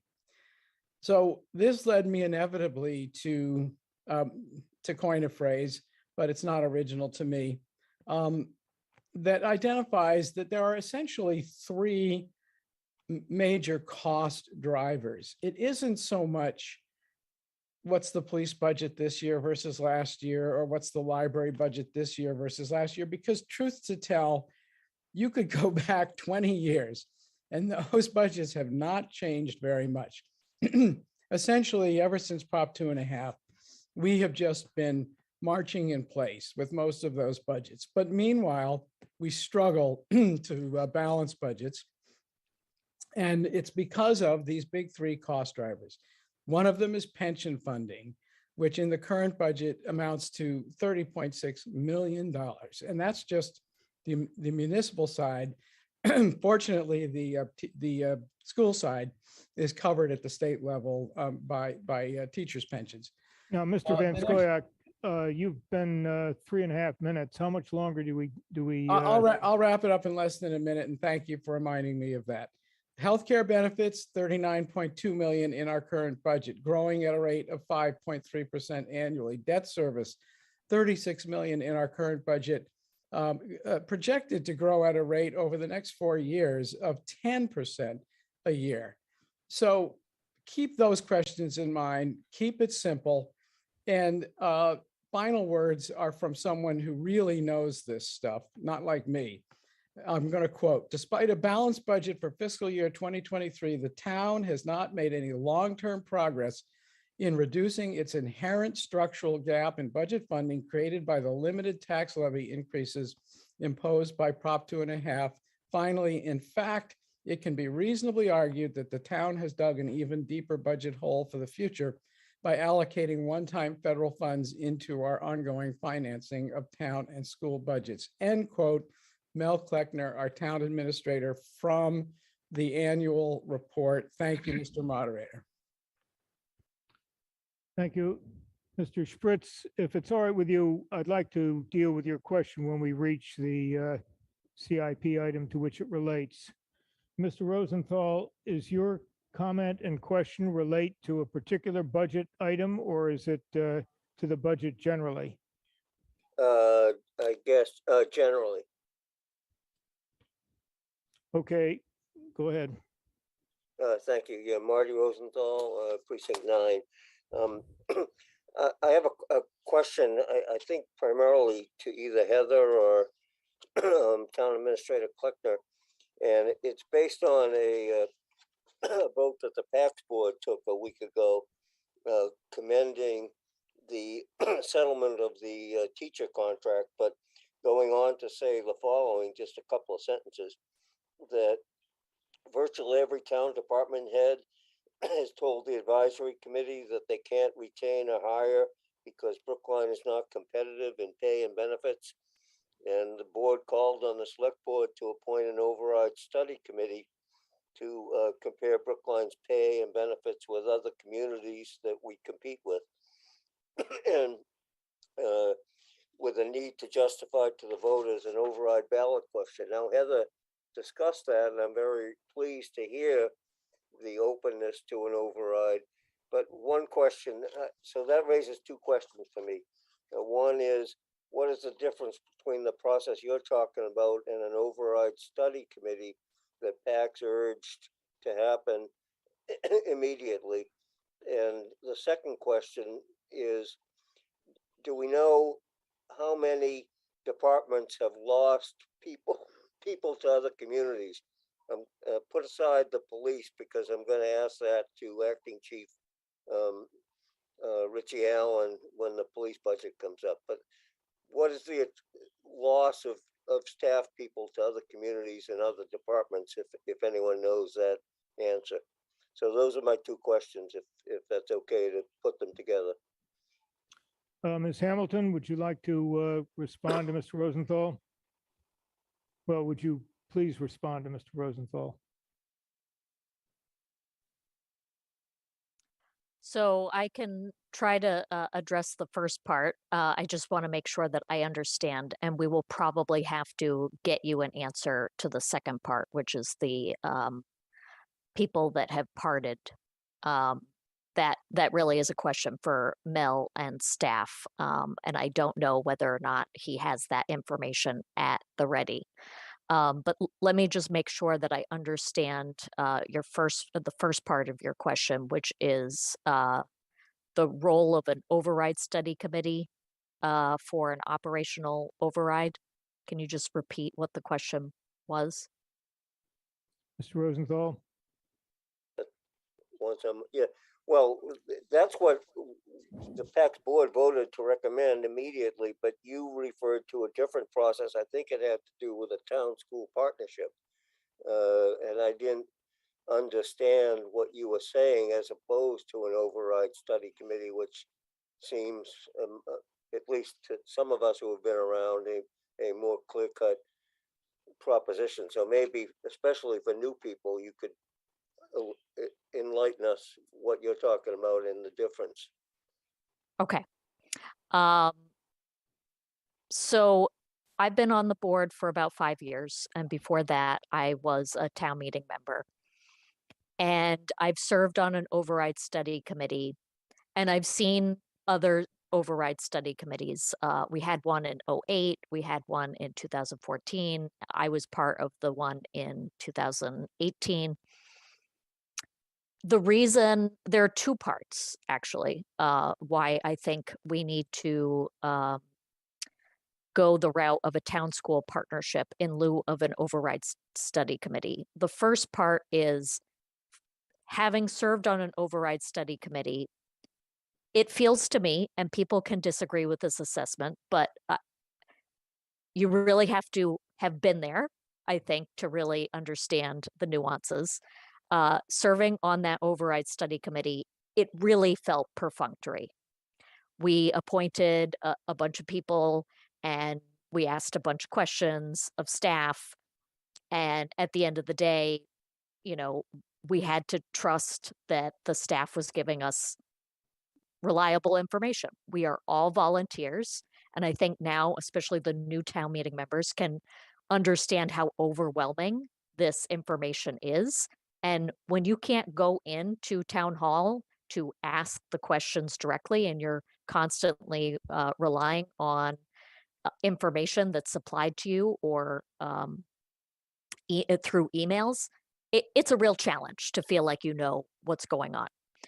So the BFAC, Brookline Fiscal Advisory Committee, recommended that the town school partnership, which was an entity created to try to share the responsibility of both revenue and costs in a 60%, 40% allocation between the town side of the budget and the school side of the budget, so that there was not a, for lack of a better term, food fight at the floor of town meeting, because we only get to vote, we as in town meeting, only get to vote on the line item for the schools.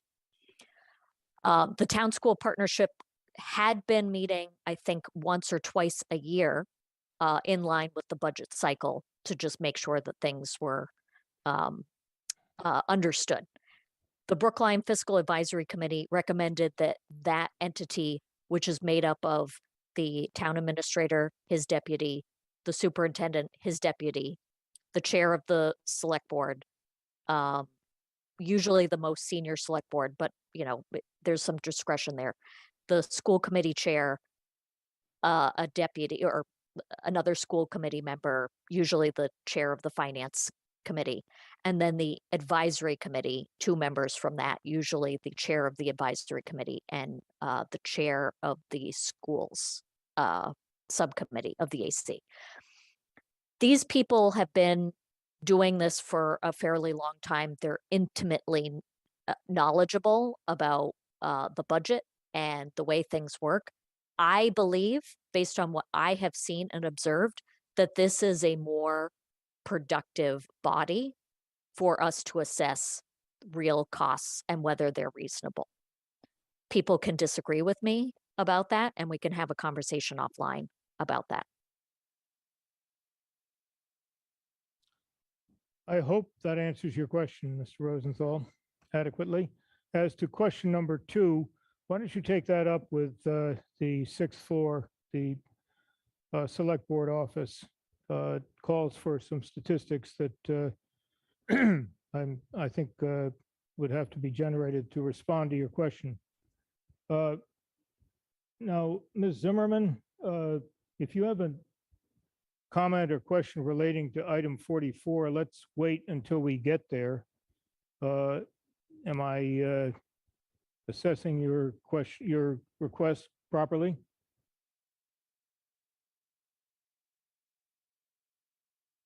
Ms. Amanda Zimmerman.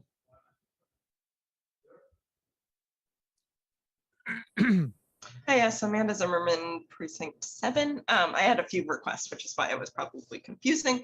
On this note, I just had one request for the select board, and if there would be any way to expedite the pace such that we could put the override on the fall voting cycle instead of next May. Have you explored whether that's a possibility? Okay, let's please remember to announce your name and precinct. Ms. Hamilton? Thank you. Heather Hamilton for the chair of the select board. And depending on how how I respond, maybe only speaking for myself.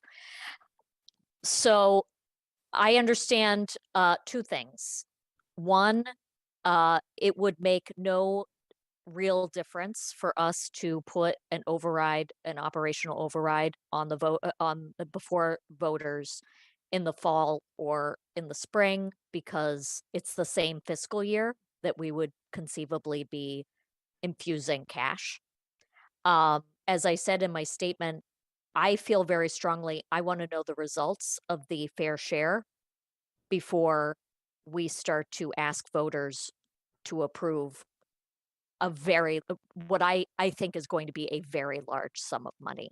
So I want to know what revenue we have aside from raising property taxes before we go to the voters with a number. The other thing that you have to keep in mind is that we redistricted. That is why everybody had to run for town meeting this past spring again. What that means is we created one more precinct, and we created 3 AB precincts. The consequence of that is that it is very difficult to staff elections for our local, our May elections through the town clerk's office. That's a 13-hour day. It requires a lot. 3 AB precincts means that you basically have to have 2 sets of voting locations for those 3 precincts. I was told by the town clerk that trying to put an override on the September ballot would be very challenging operationally for him. Could be done for November, but as I said, I really want to know the results of the fair share.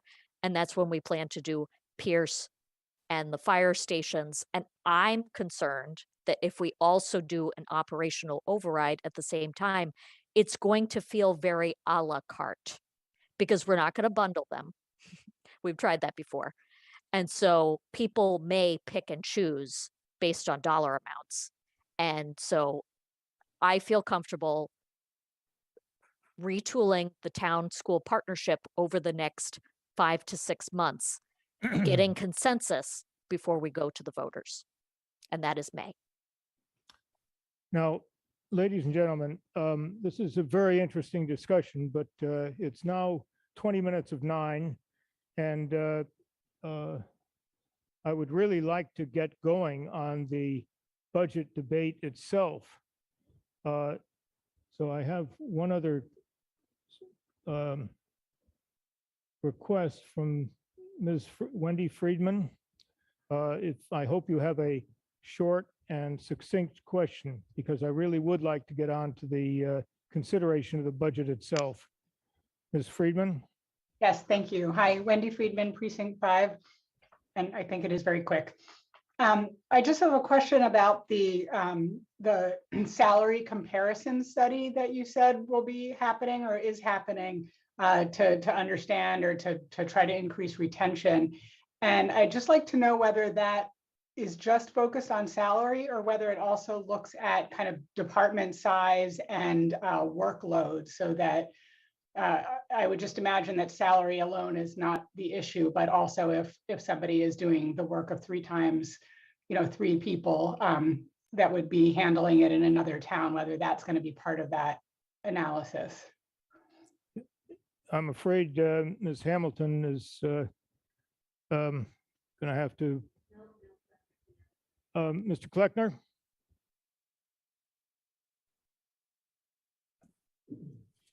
Sure. Thank you, Mel Kleckner, Town Administrator. This particular study that Select Board Member Hamilton referred to is solely limited to compensation, salary, and wages, not the benefits or other. This was something we had to put together fairly quickly, and the more comprehensive study would just not be done in a timely manner. So this will just be taking sample positions throughout our community, comparing them to other public and nonprofit entities to try to get a handle on where our salaries and wages lie. Thank you, Mr. Kleckner. We first start with a consideration of the conditions of appropriations, which are the general rules governing internal financings.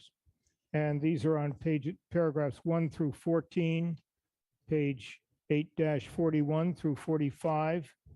I don't believe there are any questions on the conditions of appropriation, so we will proceed to the special appropriations. I should note that the lead paragraph at the bottom of page 8-45 refers to items 35 through 69. Actually, it's item 37 through 69. I'm going to read the amount and purpose of each of these items. And if you have a question about any of them, try that you haven't successfully answered through the expanded explanation found earlier in Article 8, please sign up through the chat monitor and I'll call on you. Identify the item about which you have a question. 37, $900,000 for police and fire radio infrastructure. 38, $450,000 for public safety building locker improvements. 39, $560,000 for traffic calming. 40, $472,000 for bike access improvements. 41, $188,000 for parking meter technology upgrades. 42, $50,000 for accessible pedestrian signal conversions. 43, $1,880,000 for rehabilitation of streets. Item 44, $353,000 for the rehabilitation of sidewalks. And item 44 is the subject of an amendment that is found on the blue, well, you don't know the color, I guess, since you haven't received it. It's supplement number 3, page 1, moved by Ms. Vogt and seconded by Ms. Zimmerman, that this appropriation be increased by $147,000 for sidewalk ProWAG compliance, whatever that is, and we'll find out soon. Ms. Vogt.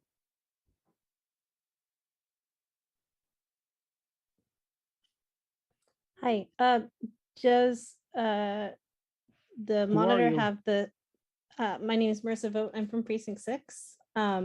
Does the town meeting monitor have the slides I sent, or? You got Ms. Vogt's slides?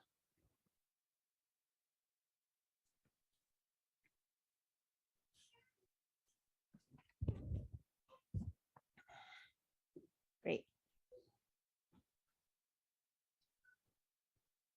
Thank you. All right. Hi, my name is Marissa Vogt. I'm a town meeting member from Precinct 6 and a member of the Pedestrian Advisory Committee. Although tonight I'm speaking just for myself and for our colleagues who have joined me in making this motion, including members of the Bicycle Advisory Committee and the Transportation Board in their individual capacities. We are proposing to increase the $353,000 originally included in the budget for the rehabilitation of sidewalks.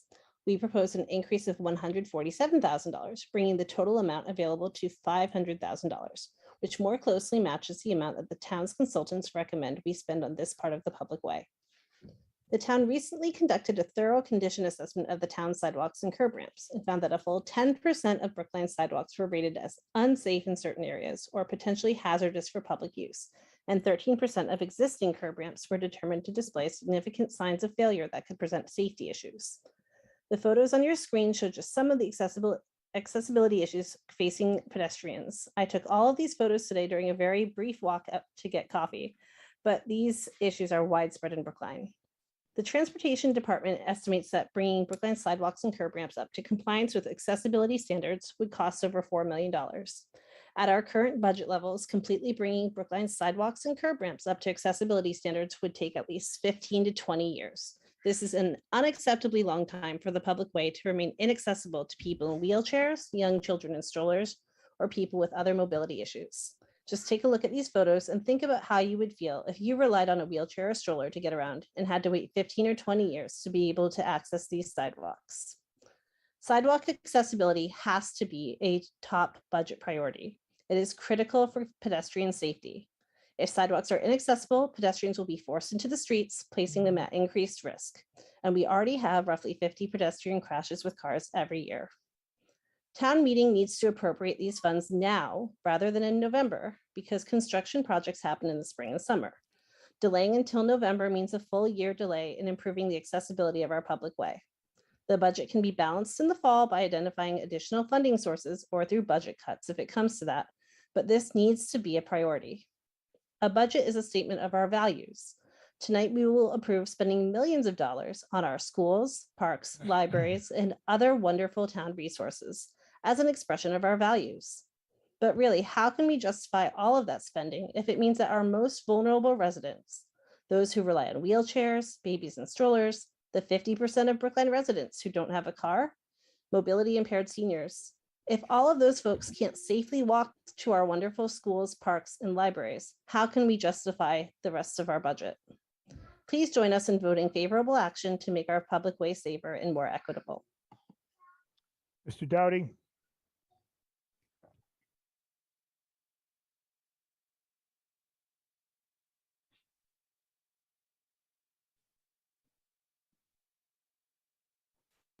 Thank you, Mr. Assistant Moderator. Dennis Doughty, Precinct 3, Advisory Committee Chair, speaking for the Advisory Committee. The Advisory Committee debated this amendment this evening at a public meeting. Most of the members who spoke supported the goals of the petitioners. The primary concerns were twofold. One, insufficient time is available to determine the relative priority of these repairs over other potential uses of capital funds. And two, the Advisory Committee believes it has an ethical, if not a legal, responsibility to submit a budget that is in balance. And there may be funds available in the fall. Ms. Benka has indicated that transportation network funds may be available for this purpose, and Advisory Committee members pledged to work with the petitioner to find such funds and propose a motion for the fall town meeting. But by a vote of 6 in favor and 17 opposed, the Advisory Committee recommends no action on this amendment. Thank you, Ms. Zimmerman. Amanda Zimmerman, town meeting member, precinct 7. Sorry, I have my young one who is not yet asleep. I will be brief. This budget amendment represents less than 0.04% of an increase in our budget funds. In terms of our priorities, I think we need to spend some time thinking about what we as a town want to show for our priorities by way of our budget. For those who don't know, I spent a good deal of time before my current position working for the Christopher and Dana Reed Foundation, in which I got the opportunity to speak with a number of individuals living with spinal cord injury. The number one thing these individuals told me was that their priority was being able to access life like someone else who does not have a physical disability. I currently use a stroller to get around, and in the circumstances that Marissa profiled, I can pop off the curb. If you are using the wheelchair to get around, that is not an option. I think it's time that we start to prioritize these changes and make it so that our public ways are actually accessible to all people. Thank you.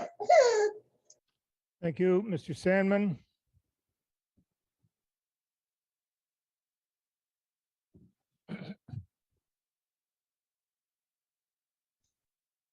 Thank you, Mr. Moderator. Mike Sandman, Select Board member, newest Select Board member, and former chair of the Advisory Committee.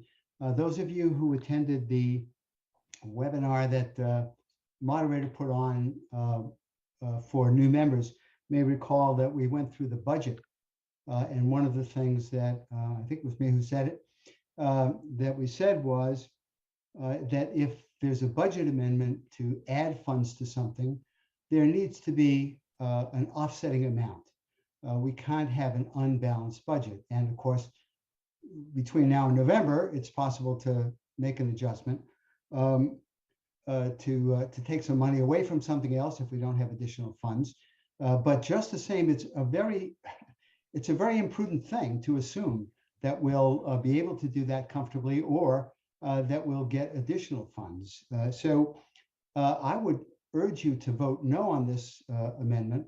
And as important as it is to fix the sidewalks, and I agree that there's a lot of fixing to do,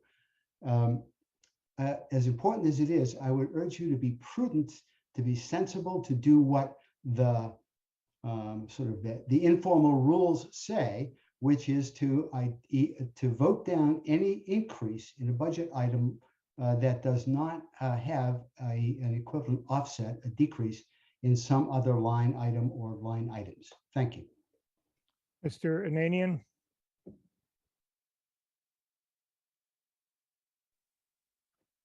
Hello, Scott Ananian, Town Meeting Member, Precinct 10. In 2015, when I was first elected as town meeting member, one of the very first things I wanted to do in town meeting was to create an accessible entrance in the southwest corner of Griggs Park in my precinct. I saw elderly folks struggle with the curb that's there with walkers and canes. I saw families struggle with strollers. When the Department of Public Works examined the corner, they told me it also required regrading the entrance as it was much too steep to meet accessibility standards. And indeed, I saw the same sets of folks struggle with the incline. I also saw a fair share of kids on scooters and bikes misjudge the steep hill. Now it's been 7 years now, and that entrance to Griggs Park is still inaccessible. Even though, as far as I know, the regrading has been designed and drafted, and it's been on the list of improvement projects. There will be those, you've heard them, who say that we shouldn't allocate funds outside the full budget process, but we have not been given any other way to express our priorities here as a town. As the petitioner stated, there are a number of ways this appropriation can be funded in November, including by a modest increase in meter revenue. But if we do not allocate the funds now, we will certainly miss the summer building season. The $147,000 we've been told would be on the order of 30 additional handicapped ramps in town. So that would be 30 more intersections that folks would have to wait at least another year to use. Let's pass this amendment to build walkable streets, even for those who walk with difficulty. I urge favorable action. Thank you. All right, I think we have several people who want to ask questions. I don't have anybody else that I can discern on one side of this question or another. So going down that list, Mr. Schwartz. Chuck Schwartz.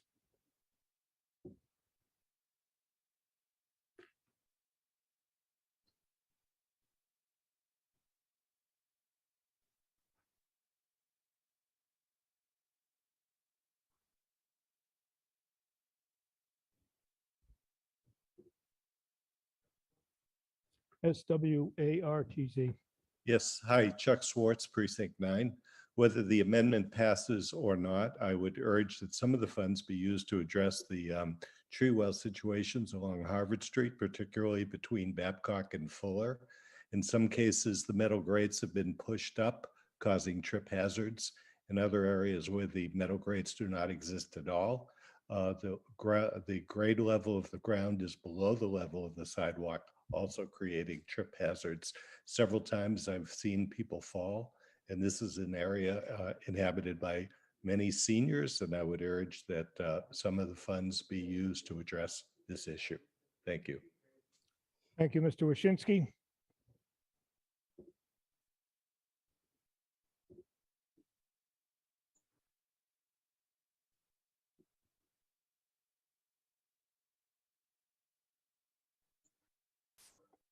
Thank you, Mr. Moderator. Neil Wyszynski, Precinct 5. This is a question perhaps for Ms. Galantine or someone from DPW. In terms of mechanics, if this money were voted now versus in November, would this increase the number of projects in this construction season? Or would there be a delay such that there'd be no difference in this summer's construction? Ms. Galantine. Good evening, Erin Chute Galantine, Commissioner of Public Works. We could include this in our current contract and get the work done this fall. Ms. Silbaugh. Yeah, Kate Silba, Precinct 1. I have a couple of questions. One was, for Ms. Galantine, did the DPW ask for this funding and it was denied in the process? And another related process question, which was, why, Mr. Ananian mentioned that there was no other opportunity to raise this, and I'm curious about that. Was there no place in the budget hearings why is this late breaking? Or why wasn't it a part of the earlier budget process? I'm sure there is actually an answer, and I'm curious what it is. And then finally, I take it that the assistant moderator doesn't think that passing an unbalanced budget is a questionable legality? Well, let me respond to the third question. If you have an unbalanced budget at the end of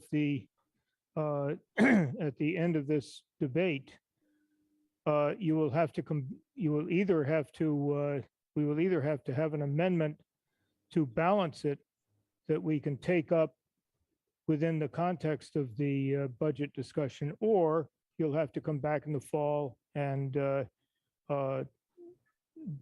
do whatever is necessary to bring the budget into balance. Ms. Galantine, on the first two questions. Karen Galantine, Commissioner of Public Works. I also want to recognize that I have my leadership team from Public Works with me here this evening as well.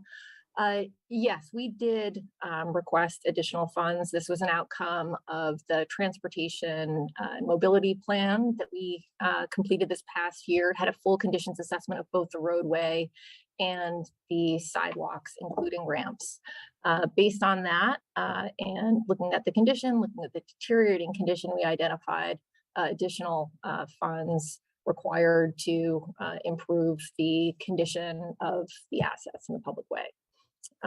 In terms of, I would defer, I guess, to our deputy town administrator as it relates to overall programming in the CIP. But I'll say we identified, even within Public Works, a whole host of needs. And the budget that you have tonight, we will work our best to use these dollars to the best of our ability. So a lot of tough choices are made when we look overall at the CIP. Mr. Birnbaum.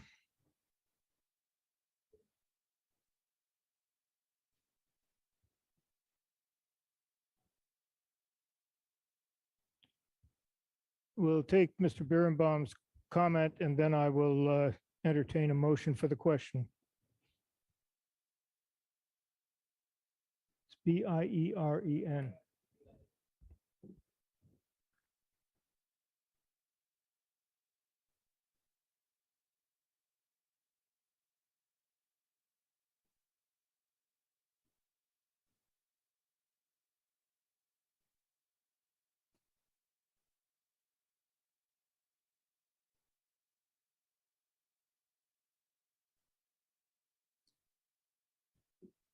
You have it? Hello, Lee Birnbaum, Town Meeting Member, Precinct 9. The way you spelled my name, moderator, was incorrect, which might have been why you were having trouble finding me. It's B-I-E-R-N, only one E in the name. Want to advocate speaking in favor, voting in favor of this amendment.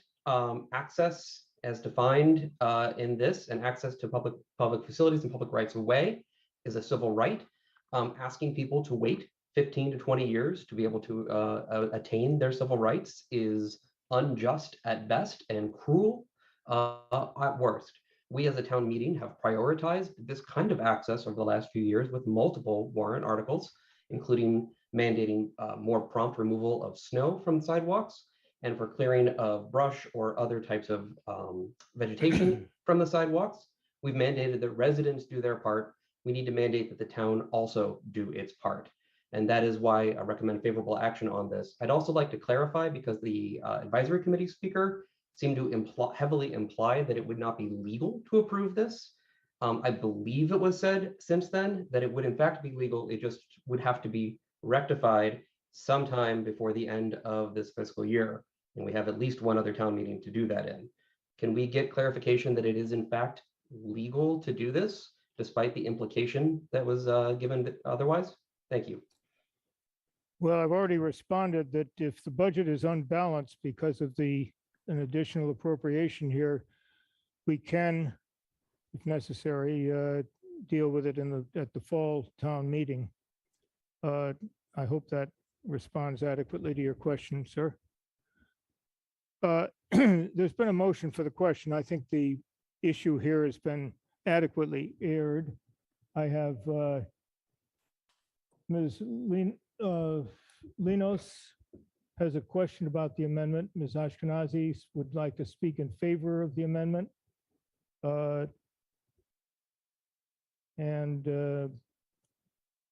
Mr. Kolthoff has a question, I guess.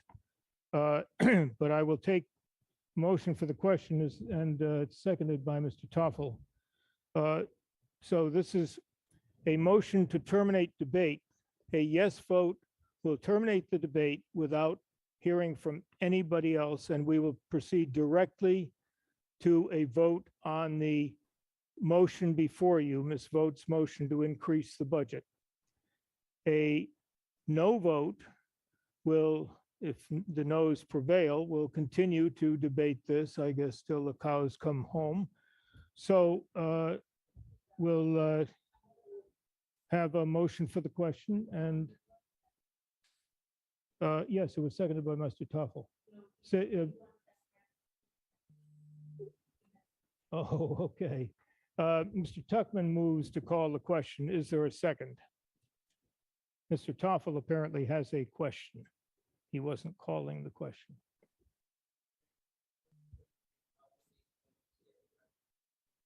Yes. The motion has been seconded by Ms. Hummel. We're ready for a vote to terminate debate. This is on the question for item 44. And the voting period has commenced.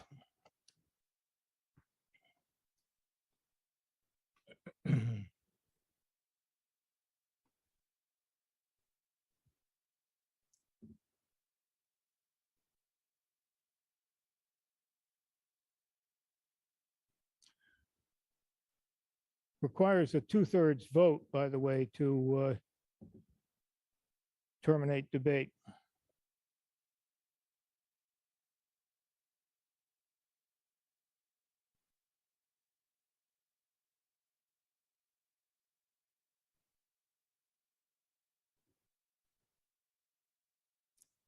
Motion, the voting period is over. Now the vote, please.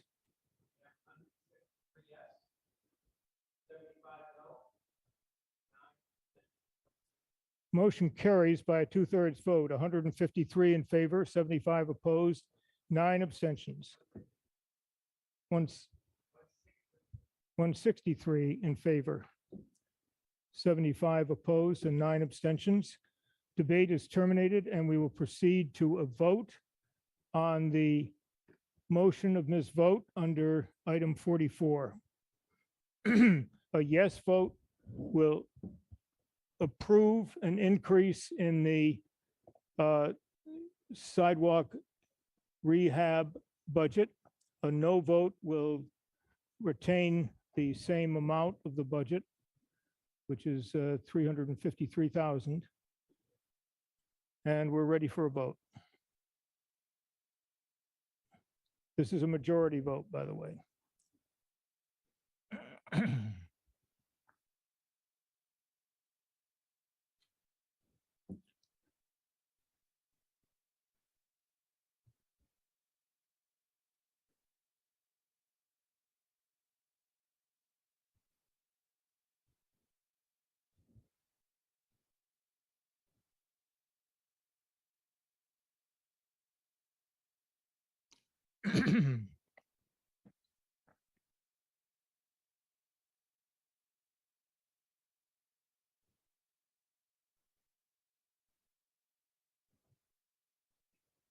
Who?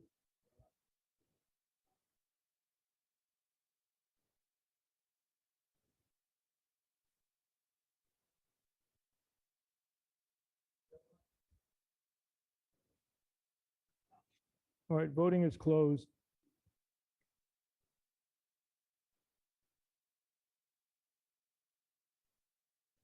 Could I have the vote, please?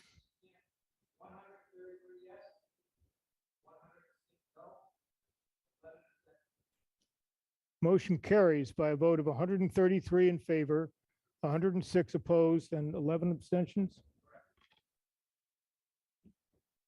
So we have an unbalanced budget. Well, so be it.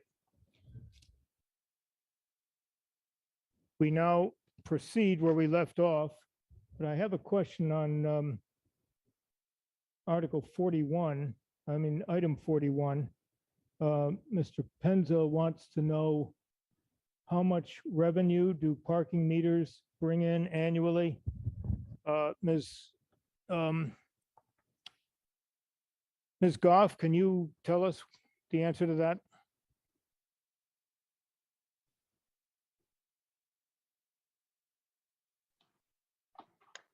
Melissa Goff.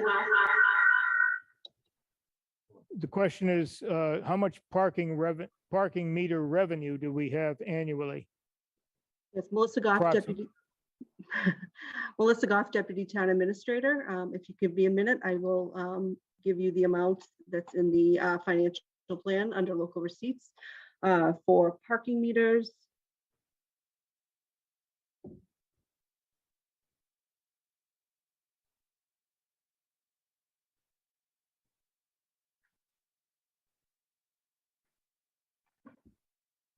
In fiscal 21, we brought in $2.9 million and we're budgeting 3.6 in fiscal 23 based on recent activities. Thank you. Item 45, $700,000 for Washington Street Rehabilitation and Complete Streets Project. Item 46, $200,000 for renovation of playground equipment, fields, and fencing. Mr. Lynn Jones.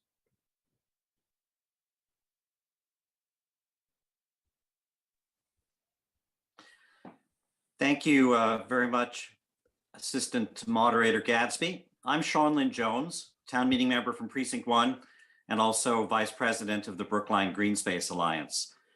When I look at the CIP, I see a lot of good things related to parks, green space, and open space, such as funding for safety improvements for the approaches to the Carlton Street footbridge, more money for trees, and the large sums for Willow Pond and Skyline Park.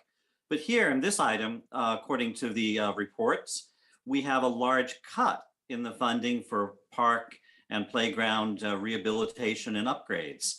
And so my question, and perhaps it could be directed to someone from the Department of Public Works, is why is this funding being cut?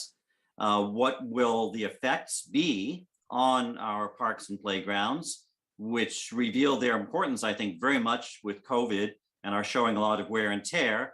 And are there options for providing other funds, whether from ARPA, Community Preservation Act, or some other source, to offset what appears to be a reduction in an important category in the CIP?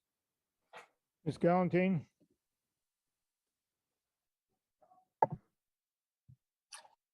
Good evening, Erin Galantine, Commissioner of Public Works.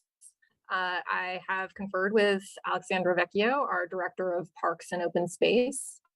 This is an incredibly important capital item where we are able to do repair and replacement work for fields, for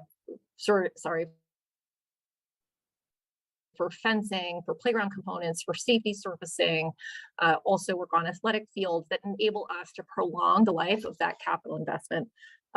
Specifically, I know we have our Deputy Town Administrator here. We did propose the same amount as in previous years. It has been several tough years due to receipts and what has been available for capital dollars. And so we are prioritizing, really as we always do, but making some tough choices around safety and longevity of our play equipment. Thank you. Ms. Linder, your question about the parking meter revenue that Ms. Goff cited is only parking meter revenue. It does not include parking fines. And I'm sure she'll correct me if I'm wrong. Item 47, $90,000 for the rehabilitation of town and school grounds. 48, $350,000 for the removal and replacement of trees. 49, $25,000 for school furniture upgrades. 50,000 for underground tank removal. 51, $85,000 for ADA renovations to town and school facilities. 52, $100,000 for energy conservation projects. 53, $100,000 for upgrades to energy management systems. 54, $250,000 for improvements to life safety systems and building security. 55, $1,827,048 for the expansion of classroom capacity in various schools. 56, $700,000 for the replacement of fire engine number 1. This is a borrowing vote, and it requires a 2/3 vote and a separate vote. So we will have a vote on CIP item 56. A yes vote will approve this bonding of $700,000. A no vote will turn it down. Ready for vote.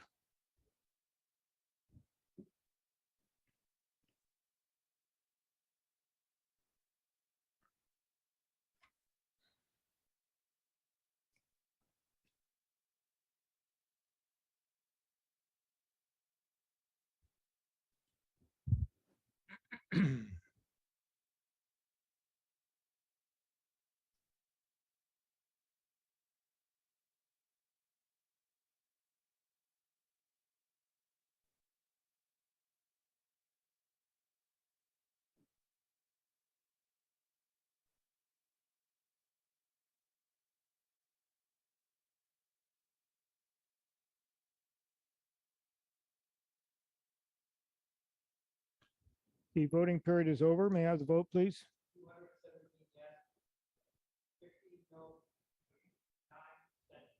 Motion carries by a 2/3 vote, 217 in favor, 15 opposed, and 9 abstentions.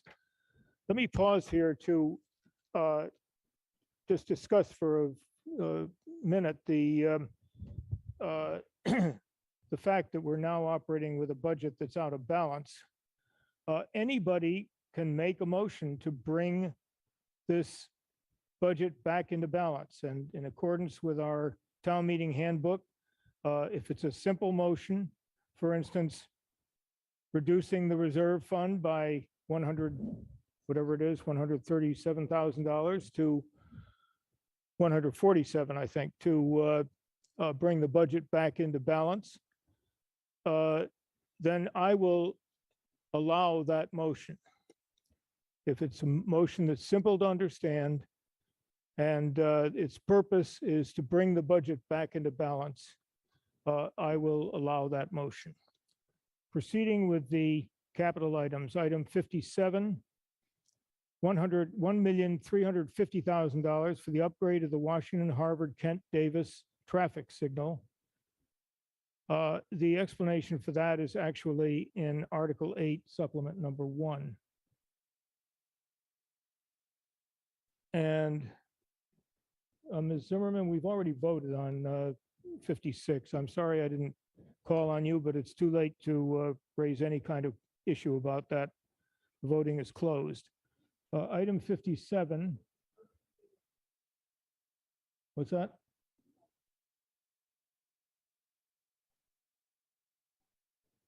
Well, goodness me. And that motion is by whom? All right. To my surprise, somebody has leapt to the fore here. Mr. Wyszynski moves that we reduce the reserve fund by $147,000. We haven't voted the reserve fund yet, so we will take up that motion when we deal with the reserve fund, which is one of the non-departmental budget items on table number 1. Line item 24, in fact, is the reserve fund is established at $2,930,043. Mr. Waschinsky would have us reduce it by $147,000. I'll take a second of that motion if there is one.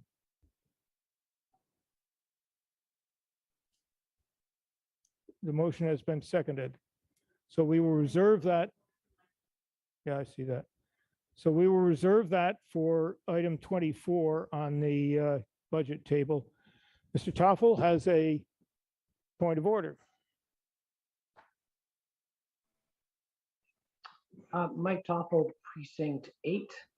Mr. Assistant Moderator, I wonder if you can explain a little bit slower for all of us that I believe you're taking motions from the floor in real time is quite a departure from what the moderator has said about a 5-day warning for any motions that would alter financial matters. And I wonder if you can just explain the disparity there. Thank you.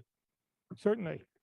The moderator has the discretion to take motions from the floor that are simple, easy to understand, and particularly motions that cure a problem on the floor, and an unbalanced budget is a problem. You will find in the handbook, I'm not going to take time out to locate it, but you will find provisions that deal with exactly this scenario. So we will deal with Mr. Waschinsky's motion when we get to the reserve fund item. Ms. Silball, you have a point of order. It's the same one. So thank you. I pass. I hope I've adequately explained it. Item 57. Ms. Pelkey, did you have a question about some particular item? Thank you, Mr. Assistant Moderator. Linda Olson Pelkey, Precinct 17. I was raising a question about 56 because I believed that our representative, Tommy Vitolo, secured an earmark for that very same expenditure. I could be mistaken. I tried to get in before we voted, but I was unable to. Well, I'm sure that if that expenditure has been covered, somebody would have understood that the item 56 was superfluous, and nobody has come forward with that information. So I think we're going to move right along. Our item 57, again, a bonding item for $1,350,000 for the upgrade of Washington, et cetera, traffic signal. A yes vote will approve the bonding, a no vote will turn it down. We're ready for a vote.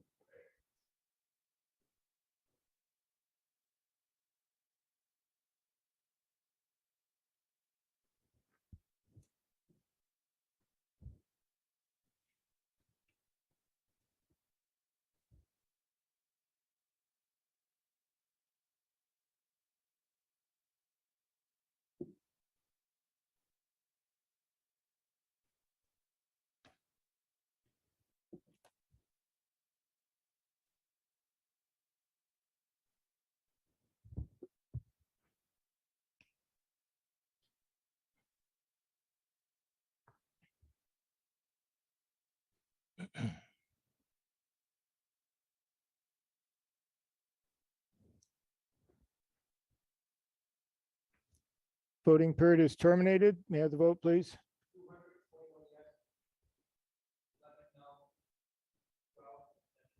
Motion carries by a 2/3 vote, 221 in favor, 11 opposed, and 12 abstentions. Item 58, $600,000 for stormwater improvements.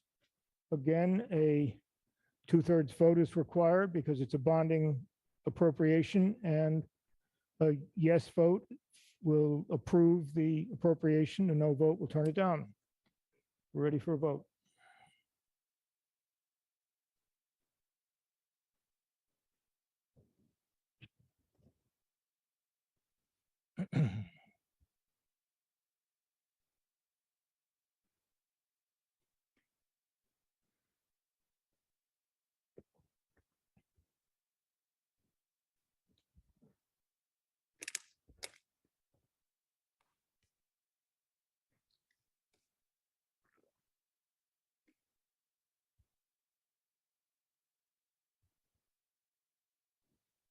May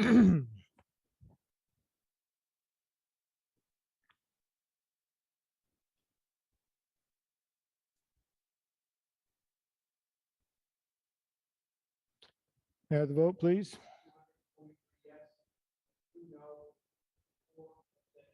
Motion carries by a vote of a 2/3 vote, 243 in favor, 2 opposed, and 4 abstentions. Item 59, $2 million for water system improvements, a bonding vote again. And the same applies to your yes or no votes. We're ready for a vote. This is item 59.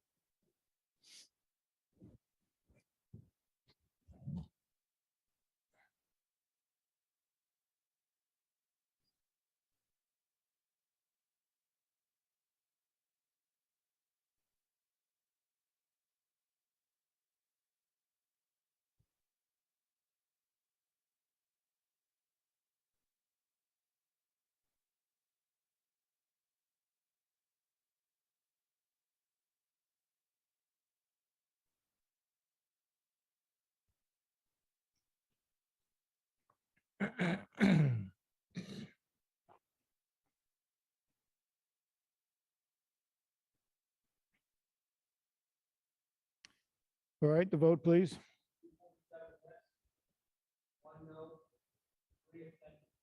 Motion carries by a vote of 247 in favor, 1 opposed, and 3 abstentions. Item 60, $3 million for wastewater system improvements. A bonding vote requiring 2/3 and a separate vote.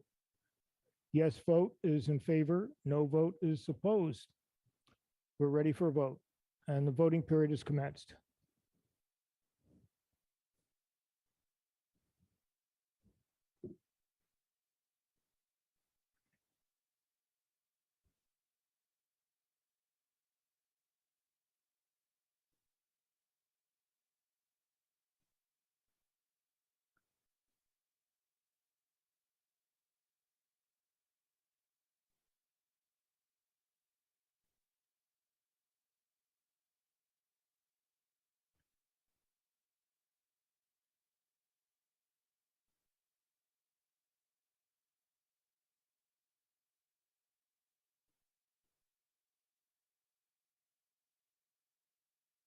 May I have the vote, please?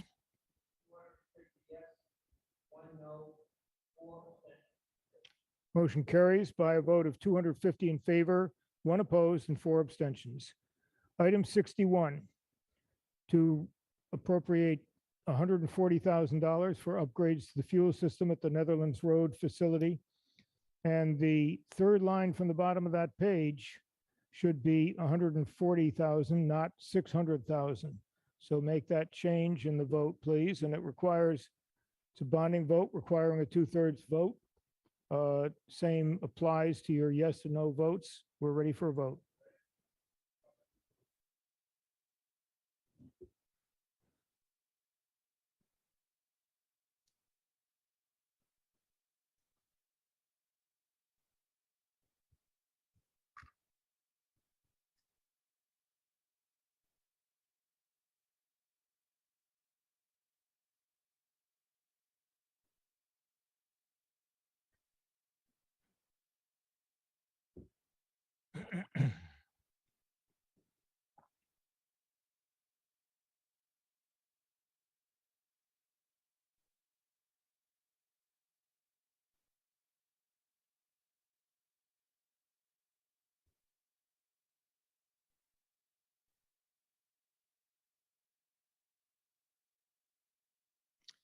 On the vote.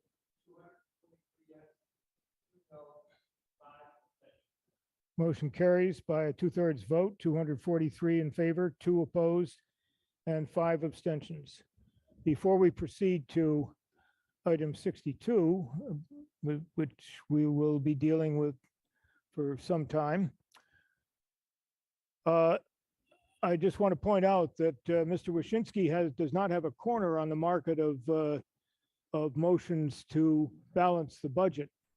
And Mr. Spritz, for example, I believe would move to take the $147,000 necessary to balance the budget from the stabilization fund.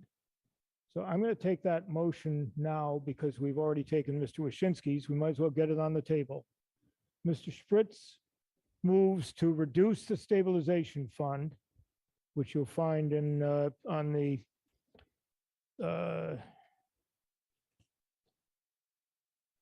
and item 26 on the second page of table 1.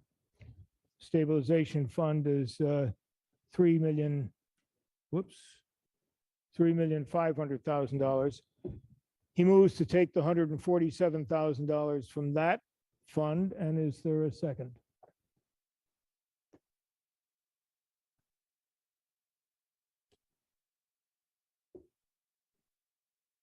There is a second. When we get to, we'll debate which of these, the motion has been seconded, by the way, which of these two motions or any other motions that emerge before we get there. When we come to the first item, which is the reserve fund, first sequential item in the table, we'll have a debate and over which of these alternatives is the better one from the town standpoint. And we will hear from the chair of the advisory committee, I suspect, on that very issue. Proceeding now with item 62, to raise and appropriate $3,210,000 for the renovation of Skyline Park. This requires a 2/3 vote, and there is an amendment.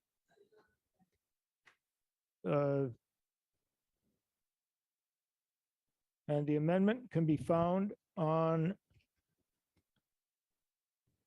supplement number 4. It's an amendment offered by Mr. Shea, which would insert into item 62 the words "with the condition that no money in any way related to design, procurement, or construction for Skyline Park can be encumbered or expended in furtherance of refurbishing the existing plastic turf field or installing new plastic turf at Skyline Park."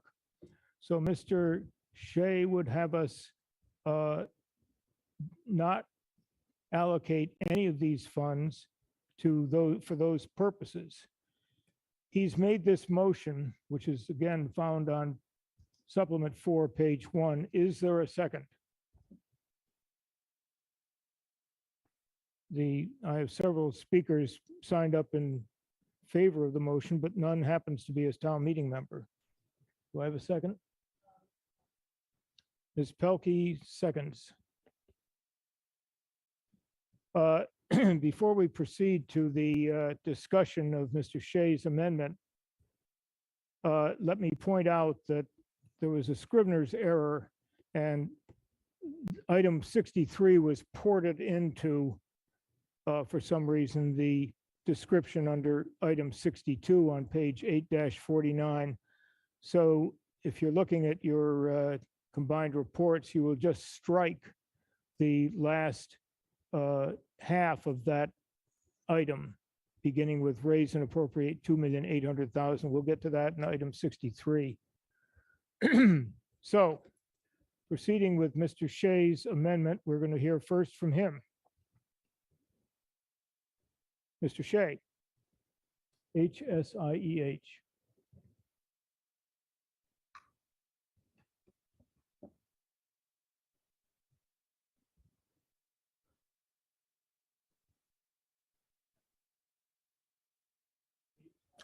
Oh, I'm sorry.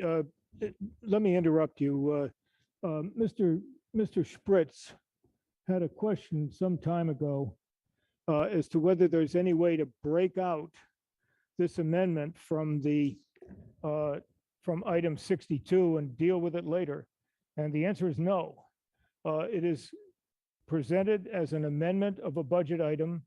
We are debating the budget, and we will either approve or not approve this amendment.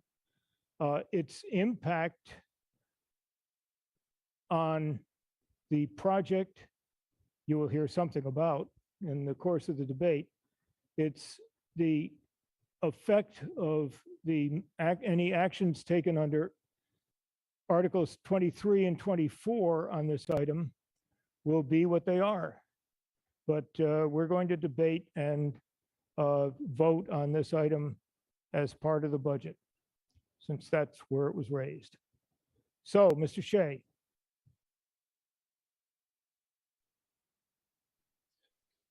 Thank you, Mr. Moderator. Paul Shea, Newtown Meeting Member, Precinct 4. Recording Full disclosure of my material interests. I am a PhD physicist who cares about fundamental facts. I am currently at the VA doing research in genomic medicine. I am extremely alarmed about climate change and our collective response, and I believe in minimizing public exposure to toxic substances. Furthermore, I fundamentally prefer grass fields to plastic fields. I like walking barefoot in grass. I like the smell of grass, and I like having picnics on grass. We, town meeting, are being asked to spend $3.2 million to renovate Skyline Park. And so I believe it is not only appropriate for us, but it is our responsibility as the duly elected representatives of our town to say whether we would prefer a grass field or a large plastic carpet. This amendment really is very simple. It just asks the question, which do you prefer, a grass field or a plastic carpet? The Skyline was built 15 years ago. As an experiment, we installed artificial turf.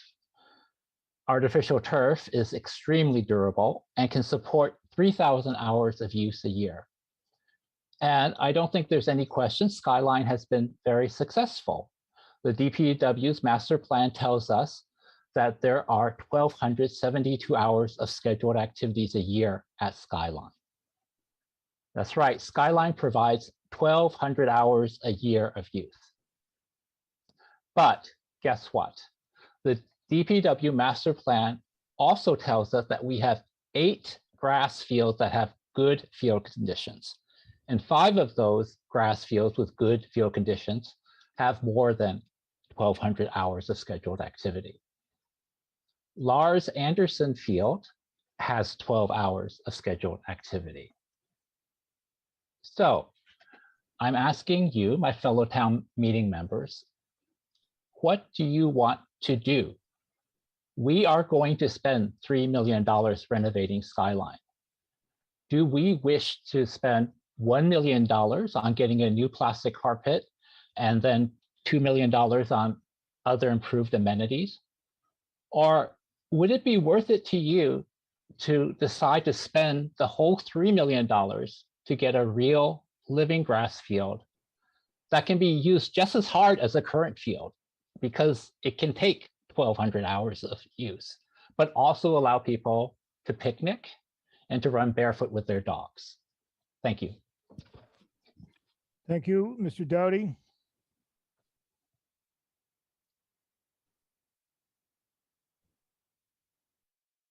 Thank you, Mr. Moderator. Dennis Doughty, Precinct 3, speaking for the Advisory Committee. The Advisory Committee took no debate on this amendment and so has no recommendation to offer.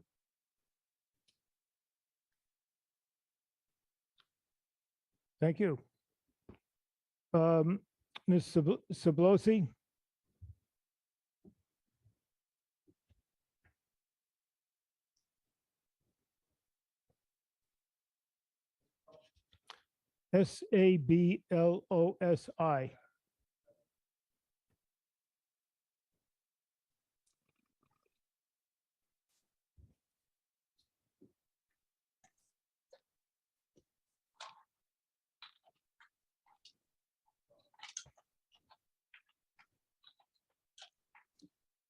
You'll have to unmute yourself, Ms. Sablosi. Can you hear me? Thank you. Okay, sorry. Yeah, it was a little confusing. I've never testified at town meeting before. Let me just pull this over. Tell us your name, please. I will. Thank you, Mr. Assistant Moderator. It's Dr. Mary Cebulski. I live at 115 Walnut Street, number 3 in precinct 4. My husband is Dr. Paul Shea, and he also lives at 115 Walnut Street, number 3 in precinct 4. I am a retired infectious disease and public health physician. I was born in West Virginia and grew up poor in Eastern Kentucky. Somewhat improbably, I was educated at Harvard College, Harvard Medical School, and the Harvard School of Public Health. I trained at Cambridge City Hospital in the days before AIDS was treatable, did my infectious disease fellowship in the cesspool that is Boston City Hospital, and a research fellowship at the Brigham Hospital. My first job after fellowship was at the Shattuck Hospital, treating multi-drug resistant tuberculosis, severe multi-drug resistant AIDS, and all manner of the bizarre infections that tend to seek out the poor and unfortunate. I ran an arm of a multi-center pharmaceutical trial in the Massachusetts prison system that saved the lives of 6 Black men and 2 women dying of multi-drug resistant AIDS who were incarcerated. I am not a toxicologist, but if you do not think I have a deep understanding of biochemistry or have treated hundreds of patients with clinical sequelae of toxic exposures, you would be mistaken. In Warrant Article 23, the petitioner mentions, quote, possible health effects associated with chemical exposure, unquote, from plastic turf. That statement is inaccurate. Plastic turf results in documented exposure to numerous heavy metals, both from the blades and the infill, exposures to small aromatic hydrocarbons, including PFAS, and exposure to silica, which causes lung diseases and lung cancer. All of these exposures are deleterious to human health, and many of them cause quite severe clinical sequelae. These facts are not disputed. Additionally, geofill, which is the proposed infill for the Driscoll School project, contains corkinut, which is a combination of cork and coconut, and industrial sand, which, according to the Director of Sustainability, Shaw Turf, consist of 100% silica. In 2010, the US Department of Education issued a warning about the risk of lung injury from industrial sand because it contains silica. This was issued specifically in respect to children. In June 2008, the CDC issued a national health advisory regarding lead dust exposure from the weathering of nylon plastic turf fibers. Routes of exposure to these toxic chemicals include inhalation, ingestion, and easy absorption through intact skin. A good friend and former select board member asked me why I was wasting my time testifying on behalf of this amendment, which he said would fail. I guess it is because I have wasted my entire life trying to stand between people and harm's way. There is no need to study this issue. There is nothing to debate. There is only one question. Is spending $1.2 million to install a toxic substrate on public land a good idea? Thank you. Thank you. Now, we've effectively heard from 2 proponents and no opponents because Mr. Doughty couldn't represent the advisory committee, which had not had time to consider this. So I'm going to call on 2 opponents. First, Mr. Lynn Jones.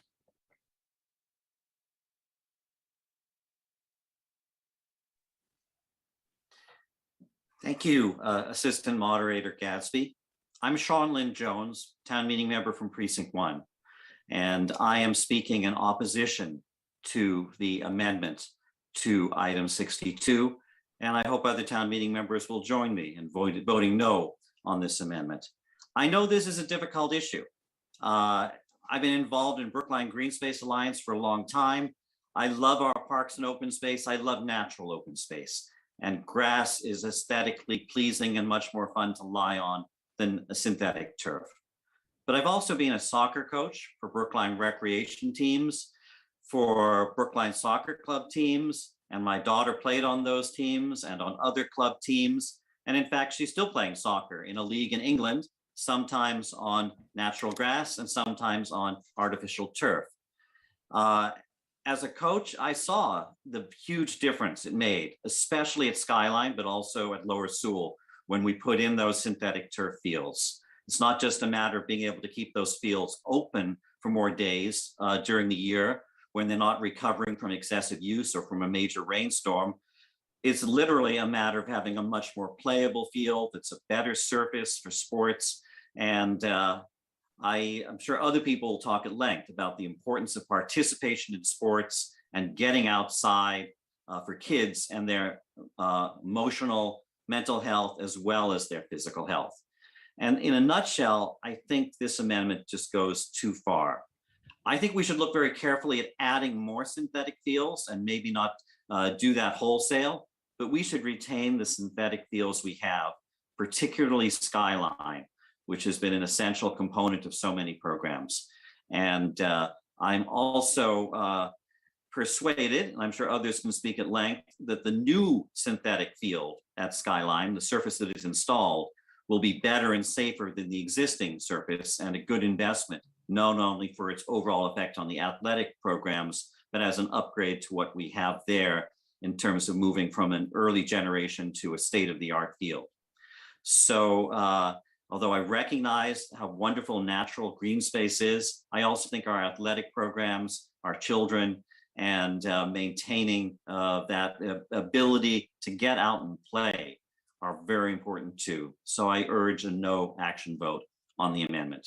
Thank you very much. Thank you, Ms. Daly.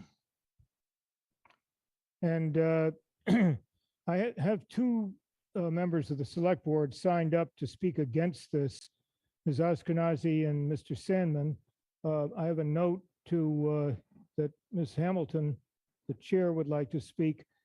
I wonder if the three of you could perhaps iron out your the question of who is going to present the select board position, perhaps by text or some other manner. In the meantime, we'll hear from Ms. Daly. Hi, good evening, and thank you, Mr. Assistant Moderator. I'm Susan Helms Daly, town meeting member from Precinct 1 and a co-petitioner of warrant article 24. I'm also a Brookline Schools parent, and my husband and I have both coached Brookline soccer. The co-petitioners of warrant article 24 look forward to a robust debate on artificial turf when articles 23 and 24 are brought to the floor next week. In preparation for that debate, we have spent months in discussions with various town committees and commissions about our concerns regarding artificial turf, listening to opposing views, making amendments, educating ourselves, and we hope others, about the trade-offs involved. While we share some of Mr. Jay's and Dr. Sobolosi's concerns, we are disappointed to have the debate on 23 and 24 preempted by this budget amendment that was not filed in a timely manner, that has not gone through the regular channels or vetting process, and that threatens to undermine the carefully crafted warrant article that we brought and the nuanced debate we are hoping to have. Warrant Article 24 specifically grandfathers Skyline and Sewell Fields, a decision we made not lightly in an effort to craft a compromise and to recognize the intense usage that those fields get. The co-petitioners hope that you'll take this into account as you consider your vote on this amendment. Thank you. Thank you. Ms. Stahl, we're going to hear from one more proponent and one more opponent, and then I have a dozen people that have questions. Brace yourself. Hi, my name is Wendy Stahl. I'm on the town Zero Emissions Advisory Board, and I'm a leader of the Mothers Out Front Zero Waste team. I'm also a medical doctor. I have 2 young children and am a former soccer player of many years. I love fields. I'm here to talk about why keeping Skyline as an artificial turf field isn't the right choice for our climate.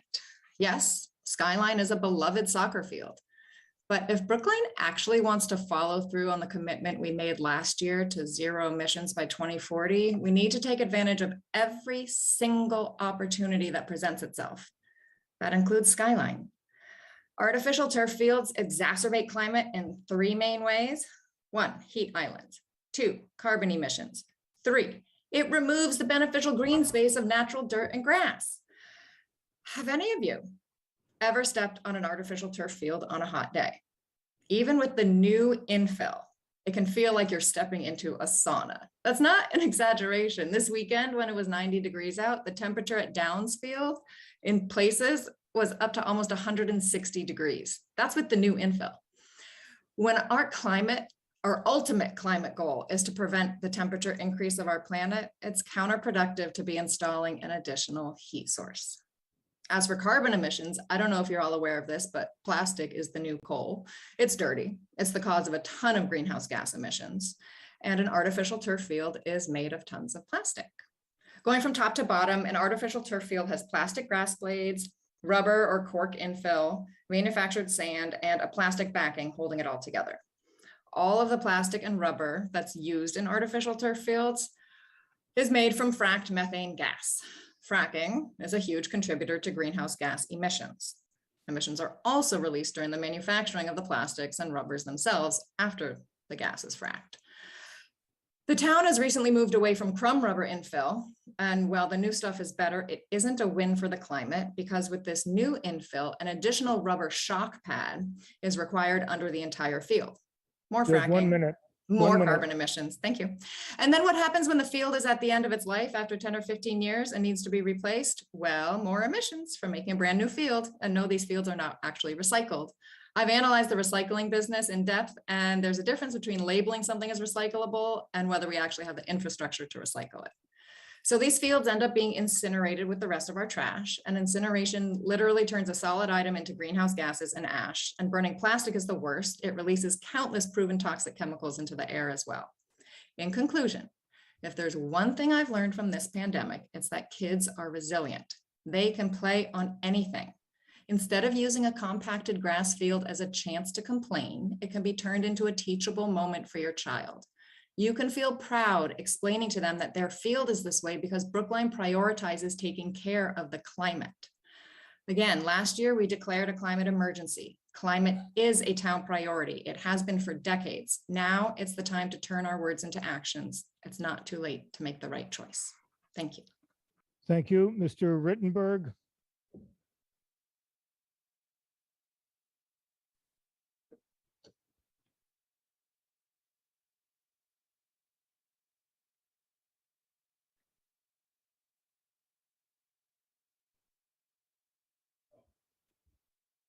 Mr. Rittenberg?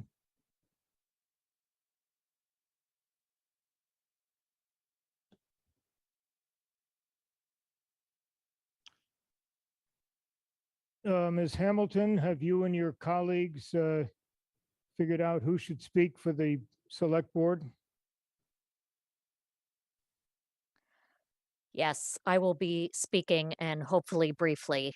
The select board did discuss this amendment this evening at the select board meeting. And to summarize it, we did not think that it was prudent to put the cart before the horse, meaning we all were under the impression we were going to have this conversation during warrant article 23 and 24. I think this is very preemptive. I will also quote from a few of my select board members. Miriam Ashkenazi, as you might know, is a medical professional, a physician, and she has a master's in public health. And she is fundamentally in favor of not making this policy in any way, but rather she is in favor of a thoughtful process that takes into consideration all of the people who want to use the fields. She also supplied a quote from the captains of the BHS varsity soccer team who said that this is a matter of equity. Having grass fields instead of turf also creates an issue of equity. Making sure that public school and town sports offer kids, athletes, the opportunity to play and improve in games is so important because the alternative of club sports is not something that is available for everyone due to the number of factors: money, transportation, parental availability, are all part of playing club sports and creates an inequity of who can participate. And I will just leave with one question that I hope Erin Galentine will be able to answer, which was brought up before, which is the matter of, can we even put natural grass on top of a landfill? Thank you. Ms. Galentine, can you answer that question? Good evening, Erin Chief Galentine, Commissioner of Public Works, and formerly the Director of Parks and Open Space for 20 years, and was directly involved in the nearly 2-year process led by a select board working with the community to cap the front and rear landfills and in South Brookline and create the 15-acre Skyline Park. And I will say Skyline Park is carefully and intentionally designed to accommodate both active and passive recreation, has connections to Lost Pond, and it has grass picnic areas as well. So Skyline Park is constructed on top of the former front landfill. It's built on a landfill cap, and this means that the limit of waste for the landfill was determined through testing, graded, shaped, and a geotextile impermeable membrane was placed over the landfill. This is the cap. And then there's a 12-inch drainage layer of sand and 8 inches of loam. We brought in additional material to do some contouring at the top. Underneath the synthetic turf field is a more extensive drainage system with perforated piping and stone that goes into header pipes and discharges from the four corners of the field through pipes to a series of swales and drainage basins. Synthetic turf fields drain significantly better than natural grass fields, and in particular, actually retain water. It is a huge reservoir for water retention. So the answer is that the project as envisioned is not a substantial change. The final cap that we currently have, it meets the requirements of the Massachusetts Department of Environmental Protection's solid waste management regulations. And this is the entire system, the grass areas, the pathways, the playground, comfort station, and the artificial field are all part of the cap. And we have a post-closure permit. In any substantial changes to the park require a modification to this permit, and this would be substantial. So a natural grass field would be significant in terms of the drainage. It would require all new drainage calculations, a new drainage design for the natural grass field. It also opens up our entire permit. So there could be additional requirements that DEP puts on the town as it relates to the overall cap and design for this park. And it could mean field and park changes. So we may see the size of our first and only true NCAA soccer field potentially be reduced to accommodate additional drainage for the landfill. So it is viable potentially, but it could mean significant change in design, certainly a delay in moving the project forward, and potentially a significant increase in costs as we go through the permitting process. Thank you. Thank you, Ms. Bernard. And we're having, this is a series of questions, so let's start in. Ms. Bernard. Yes, hi. Can you hear me okay? Yep. Oh, great. Lauren Bernard, Precinct 17. I also believe that this is a total preemption of the debate to be had on Articles 23 and 24, and rather sneaky. And I would also like to say, initially I had a question, but the question was answered, but I also wanted to follow up by a comment, which is, this isn't about what feels good to walk in the grass for us. This isn't about, the possibility of letting your dog run free. This is about a playing field for kids who may or may not have the ability to travel to another playing field. And I concur with the select board, and particularly Dr. Ashkenazi's remarks, that this presents a significant equity issue. And, you know, we're about to have an article on, of which I was a co-petitioner, about recreation activities for low-income children. And this is a significant impact. This would mean we'd have to ask for more money. So keep that in mind when you vote on this. I urge you, my fellow town meeting members. Thank you. Thank you, Mr. Harris.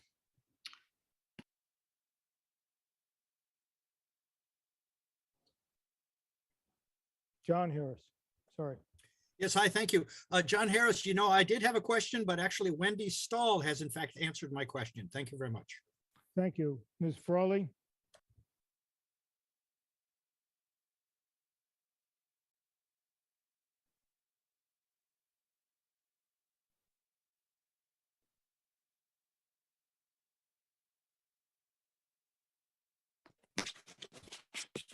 Yes, good evening.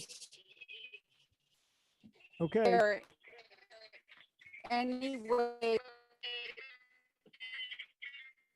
I'm sorry, I have.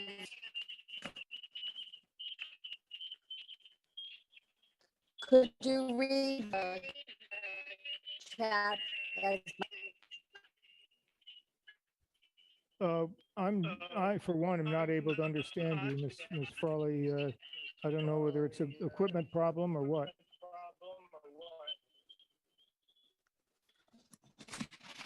Let's move along to the next. There are many, many people in the queue here. Ms. Thal?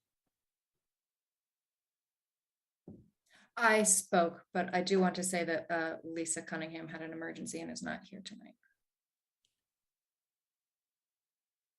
No, I'm sorry. I called Ms. Thal, Carolyn Thal. Thall. Thank you, Carolyn Thal, town meeting member, precinct 16. I might just sort of be repeating in a question form what Ms. Bernard just mentioned in terms of Skyline Field. The petitioner, Mr. Shea, talked about picnicking and running with his dog. I don't know, Mr. Shea, have you ever been to Skyline Field or used it? The field in question is not a dog park. As Ms. Galantine said, there are picnic facilities there, but this is a sports field. So I'm just curious what your thinking is there in terms of running with dogs on the field in question. Well, I'm not sure I understand the question, Ms. Thal, but if Ms. Galantine can address it, I'd be taken off the hook here.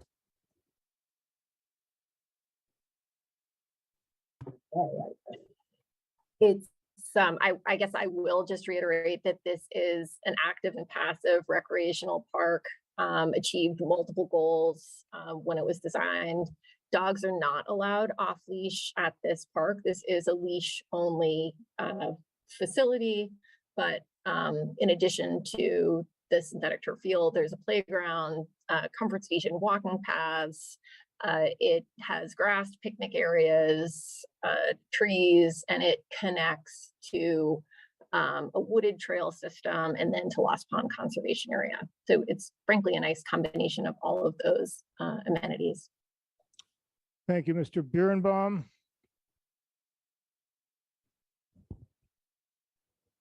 B-I-E-R.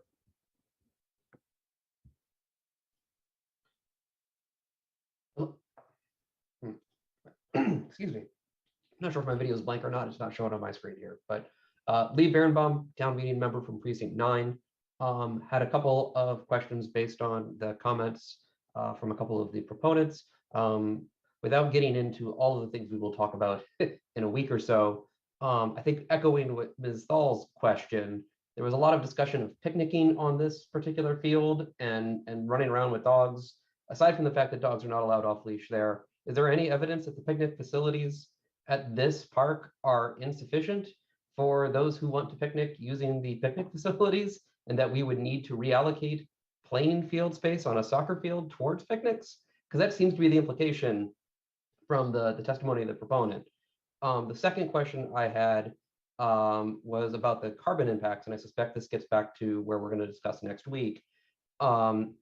Is there any comparative analysis available about the carbon impacts of a turf field that is mowed and presumably fertilized as compared to an artificial field? I mean, we're not talking about like a prairie meadow here.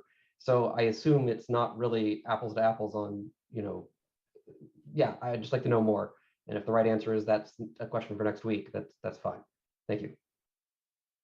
Ms. Galantine?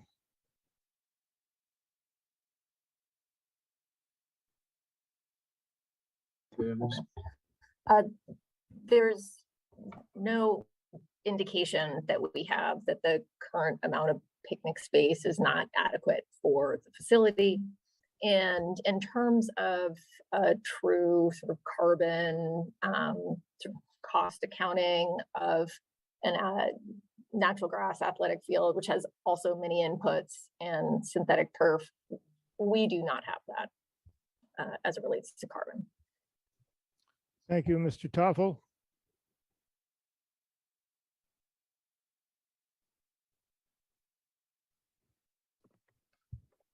Hello, Mike Toffel, Town Meeting Member, Precinct 8.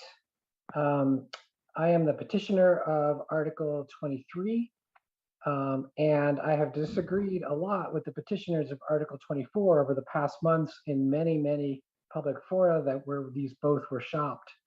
And I'm delighted to say that I completely agree with Susan Helms-Daly, the petitioner of Article 24, who spoke tonight, that this amendment should be defeated. I do have two questions that important perspectives we haven't heard from. Article 23 asks for an expert task force to be created to deliberate on issues like this. Given we haven't done that yet, we do have some expertise in our midst. And so I wonder if we can hear from the health commissioner to respond to the claims of toxicity. I wonder if we could hear from our Parks and Rec and perhaps our BHS athletics folks. I think Pete Rittenberg is here to hear about the consequences of converting Skyline to grass. These are the best expertise we could avail ourselves right now. I hope we give them a chance to speak. Well, I know of no one who's more qualified to respond to you than Ms. Galantine, but if Ms. Galantine has a better suggestion, please offer it. I did just name specific individuals, sir. Well, Health Commissioner, Parks and Rec, and Pete Rittenberg from BHS Athletic. I've spoken with the Park and Rec people, and they are not speaking to this amendment. Mr. Moderator, Erin Galantine, Commissioner of Public Works, thank you for your vote of confidence. I do think that it would be helpful to hear from Athletic Director Pete Rittenberg, who is responsible for all of the high school athletics, and Lee Jackson, who our Recreation Director, who is responsible for all of the youth programming and the permitting. I will say that Skyline Park this past year had 1,348.5 permitted hours of use. That's programmed use. And the field is used beyond that, outside of those programmed hours. It is incredible the amount of play that field receives. And I just want to provide you with a point of reference around this, and it relates to your programming and hours question. We have done extensive work on an athletic field needs assessment and master plan, and have looked at best practices across the country. In order to sustain a good quality playing field, you need to limit your hours of use for that field to about 640 hours. And an excellent playing field would have less than 200 hours. You go to fair quality between 800 and 1,000 hours. And after that, beyond 1,000 hours, you're looking at poor quality athletic fields with compaction, with rutted, with uneven surfaces. And that is just a matter of use and impact. So I think it's really important to understand that given current levels of use, a vote to disallow synthetic turf here is a vote for a poor quality athletic field at Skyline Park. So I tried to have Mr. Rittenberg address the body. If he's available now, we'll hear from him. He is. Okay, Mr. Yeah, can you Rittenberg? hear me now? Yeah. Okay, I think something was wrong with my audio. I'm sorry about that. And thank you for your patience and a second chance here. So my name's Pete Rittenberg. I'm in my 18th year as Director of Athletics at Brookline High School. And this is my first town meeting appearance. And thank you for the opportunity to speak to you this evening. Please know I do appreciate the complexity of the turf argument or debate. I've been involved in it for almost 2 decades. I've got a lot to share. I'll try to limit to my 3 minutes and focus primarily on the Skyline question that's suddenly at hand and the relative BHS athletic impacts. So first to Mr. Shea, some statistics. I think I heard 8 grass fields. The picnics and dogs have already been addressed, but the fact is that we have exactly, among those 8 fields, and I think there are probably more in the total town inventory, we have exactly 2 regulation full-size high school rectangular fields in the town's inventory, and they happen to both be synthetic. It's the Downs Oval and it's Skyline. This amendment, as I understand it, seeks to revert one of those, Skyline, to grass as soon as 2023. So I just want to focus a little bit on what we, Brookline High Athletics, what we use and what we lose. So in the fall, we have 575 total athletes. 50 of those, approximately 9%, play and practice on Skyline exclusively. That's boys and girls varsity soccer. Both programs have been extremely successful. Girls in the Eastern Mass finals 2 of the last 3 years, and to the Elite 8 this past fall in the new statewide tournament. And the boys just this past fall became, for the first time ever, D1 state champions. So those teams would be directly impacted. In the spring, we've got 750 athletes, 65 of those, or again, 9%, practice and play on Skyline exclusively. That's boys and girls rugby. So for us in this question, I'd ask you to consider what we lose, we Brookline High Athletics. That's all I'm talking about right now. Key factors for us, I think some of these have been addressed already: access, reliability, consistency of surface. So in all those categories, synthetic checks the boxes. In natural grass, I think Erin just pointed out the overuse and in some cases dog use, but we do not have consistent surfaces in our grass field. And as I referenced earlier, we really only have 2 fields that are full size for high school athletics.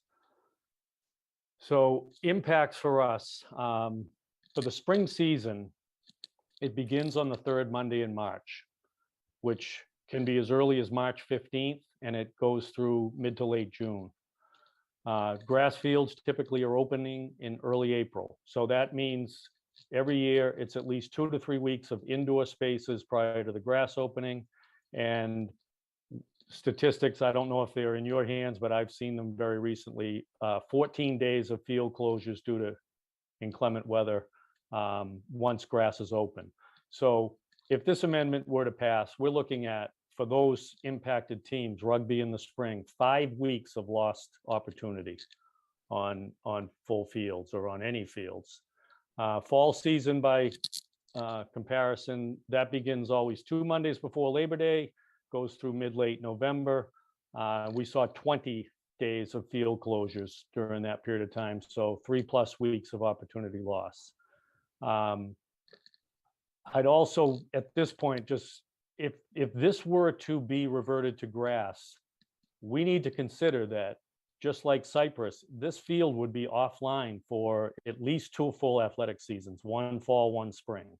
And teams are displaced. I don't know where we're putting them. In the case of rugby, rugby puts so much stress on grass fields that the town policy is actually synthetic only right now. So that has to be considered. Practices cannot be made up. Varsity games must be made up or potentially forfeited. For soccer, that means, if we have a wet fall, then we're looking at the end of the season as makeups pile up. We're looking at the potential for 4 to 5 game weeks. That's a safety question. In the spring with rugby, potential forfeiture of matches, since the sport is only allowed by rule 1 match per week. Rugby also requires 15 practice days prior to playing their first match. So if we looked at this current spring, rugby started their turf practice on March 16th.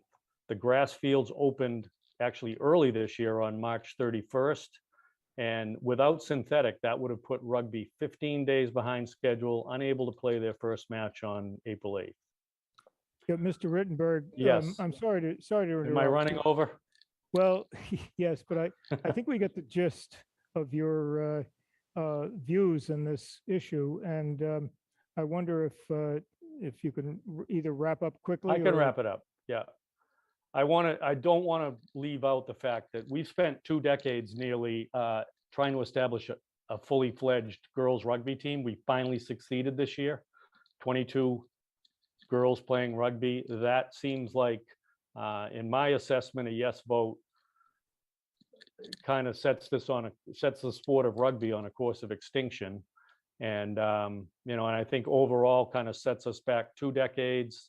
Erodes our current resources, our ability to compete over time with opponent schools. And I just urge members to please, consider the impact on our student athletes and programs as you go to vote.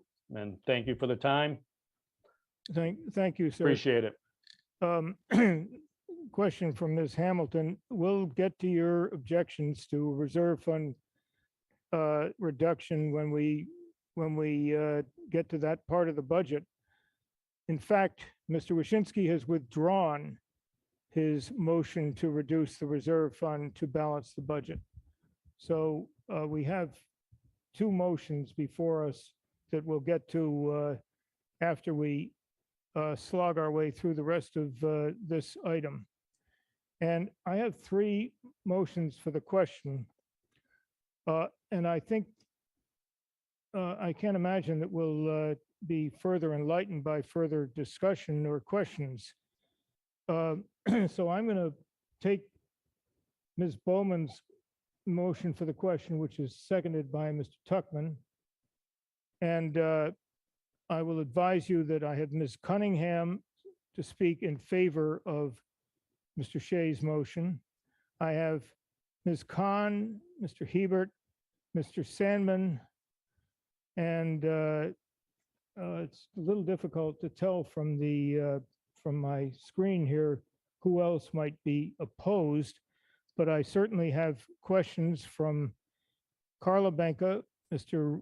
Rittenberg, Mr. Levy, Mr. Silverberg, Ms. Jonas, Ms. Priestley, all that awaiting you if you continue the debate. So a motion for the question requires a 2/3 vote.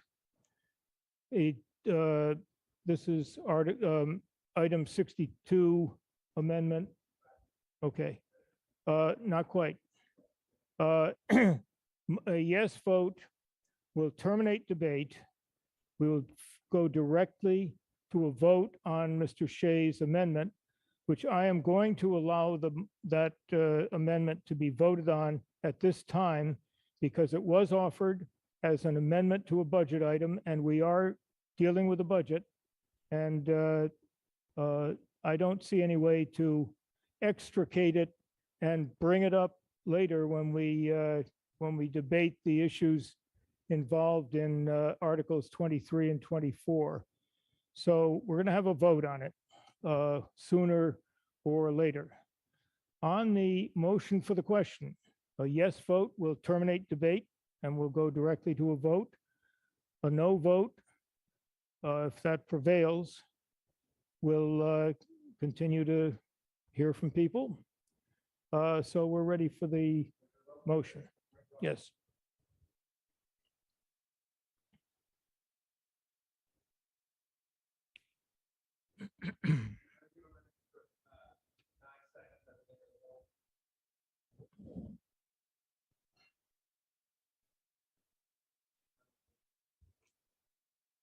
Yeah, you'll get an extra 9 seconds after the 45 seconds expires for reasons best known to my IT staff.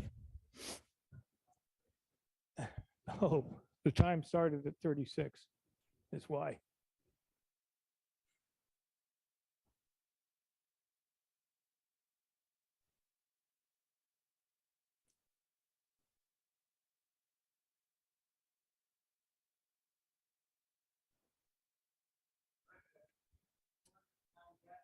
Say it again.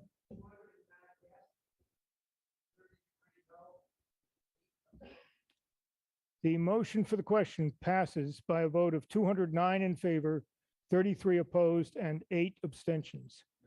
On the Shea amendment, page 1 of supplement number 4, a yes vote will insert that language into item 62.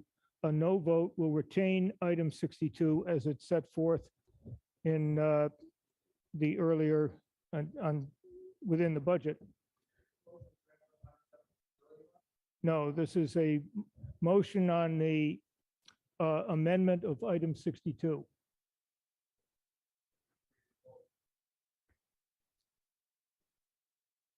Just call it the Shea item 62 amendment.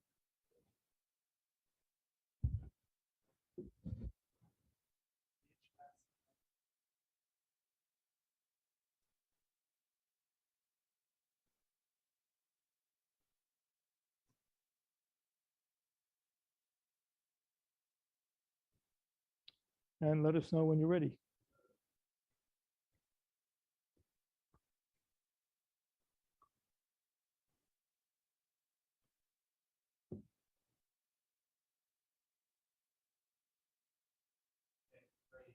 Okay. Voting period has commenced.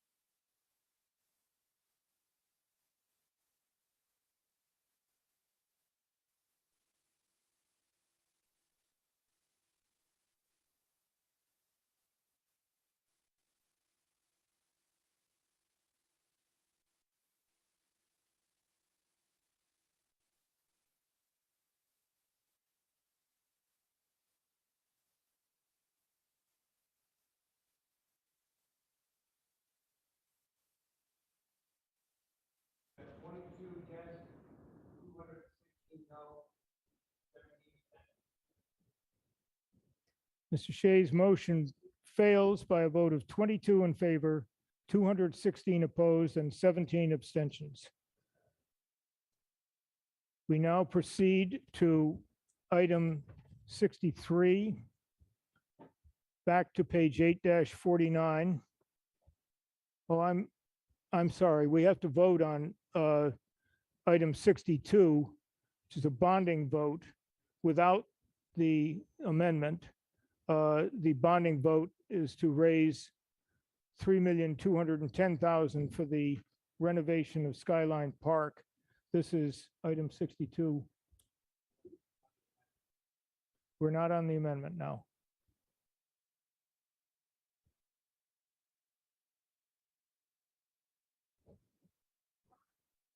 Requires a 2/3 vote.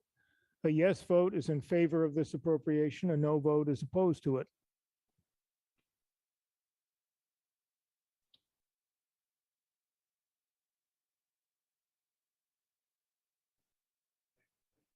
Okay.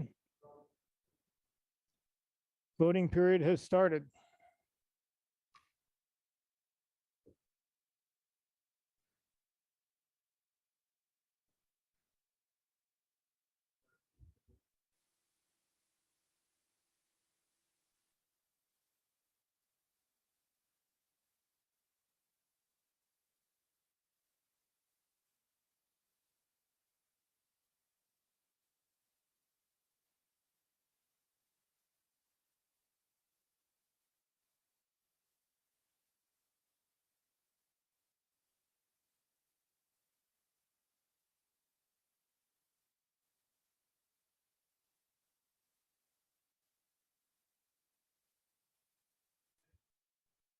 Okay, that's the termination of the voting period, and may I have the vote, please?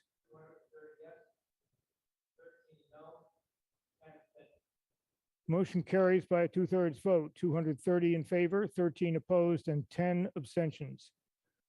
Item 63, $2,800,000 for environmental restoration of Willow Pond. And again, there's a correction of the number 4 lines up. Should be 2,800,000, not 600,000. Requires a 2/3 vote, and we'll take a separate vote on it. This is item 63. The voting period has started.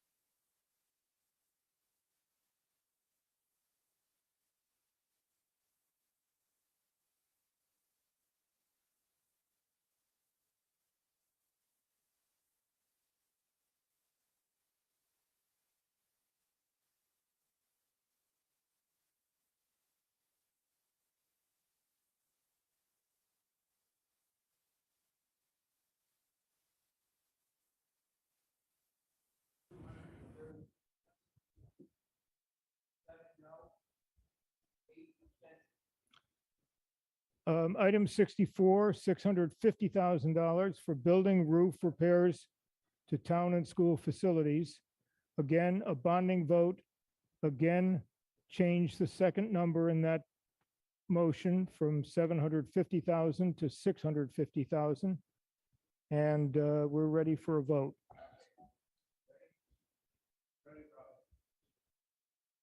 Voting period is commenced. Yes is in favor, no is opposed.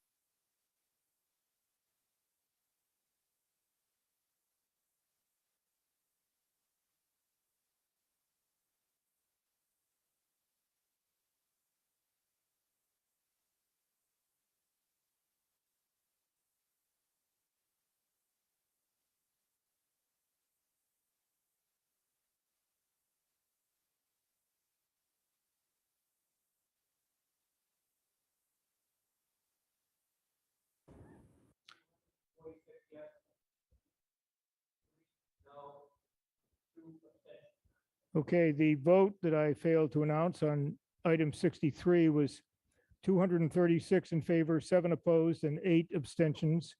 On item 64, again, it passed with a 2/3 vote of 246 in favor, 3 opposed, and 2 abstentions. We're going to take up free cash, and then I'll have some things to say about pending motions and budgets out of balance and so forth. But before we get there, let's do free cash. Paragraph 16 is appropriate $11.6 million from free cash for the purposes listed in subparagraphs A through E, including principally reducing the tax rate by 6.8 million, creating this or funding the stabilization fund with 3.5 million, and so forth. Are there any? Ms. Zimmerman has a question about free cash. Ms. Zimmerman. Hi, Amanda Zimmerman, town meeting member, precinct 7. I just had a clarification question on page 8-50. It says item D is to reduce the tax rate, special appropriation $6.8 million. Which of the items is that in line with? Sorry, what's your question? On page 8-50, item D says reduce the tax rate for $6.8 million. I am wondering what that actually means in layman's terms. Ms. Goff, can you explain that in lay terms. Good evening, Melissa Goff, Deputy Town Administrator. That item specifically is the funding that is for the CIP. So all of the special appropriations that you just funded, $6.8 million of that funding is coming from free cash. Thank you. That explains it. It's a lousy explanation, if you ask me. Reduce the tax rate. Reduce the tax rate special appropriations.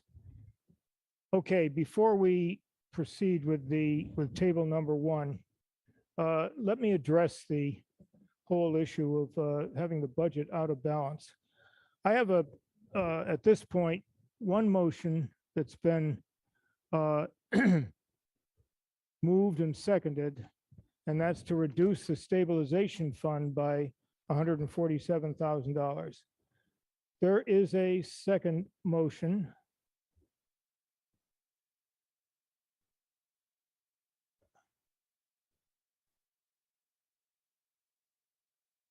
Well, I think Mr. Penzel, your motion, or Mr. Hefter,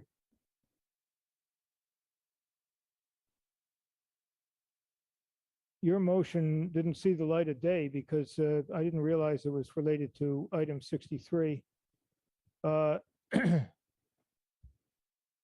And somebody wanted to, oh yes, here we are.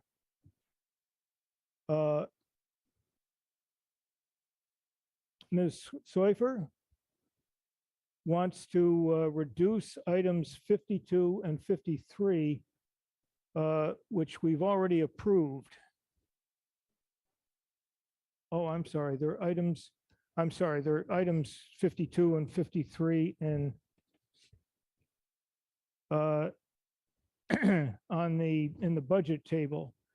Item 52 is town school, whoops. No, these are special appropriations, which we've already approved. Why don't we let Ms. Seufer explain what her motion is?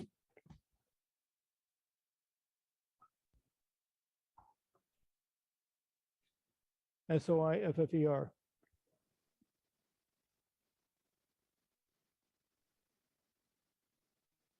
Hello, Ariel Seufer. I'm sorry, Mr. Seufer. To you. No problem. Not the first, not the last.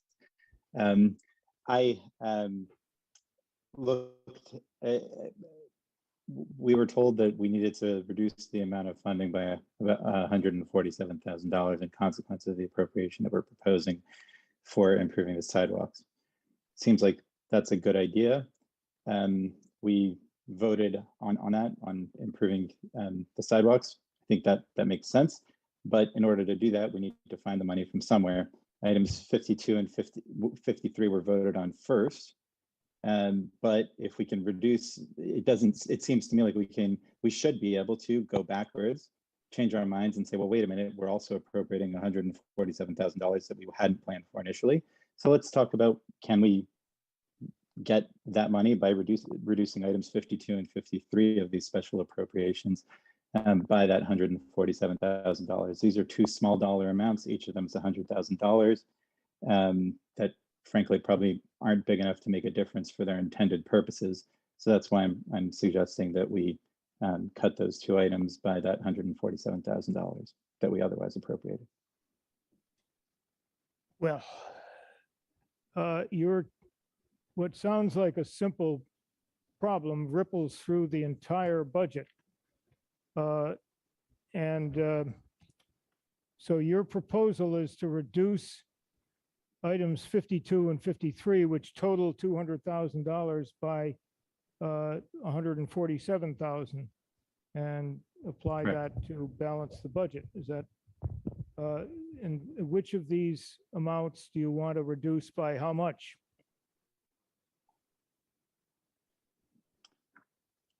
So if I had my druthers, I'd say we'd nix them both and increase the sidewalk funding by $200,000. But I understand that might be more complicated from a procedural perspective, given where we are. So let's just split it down the middle. So what? Split it down the middle. Okay. 147,000 divided by 2, take it out of each all one. right. I'll allow that motion if it's seconded. It's the sort of motion that may not be seconded. Okay. All right, so it's to reduce each of 52 and 53 by whatever half of 147,000 is, I guess 73.5.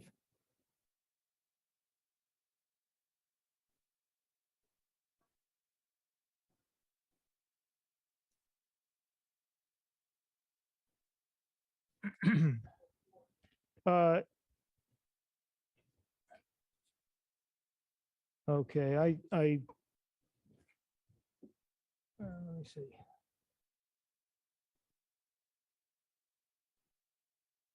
I'm not going to allow the motion on item 63 because we already had a vote on that.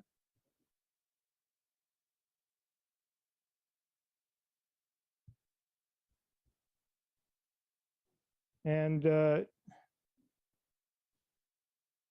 there's apparently a motion to eliminate the printing of the appropriation for the printing of warrants. It's item 33. That's $50,000. It's I think the way to handle this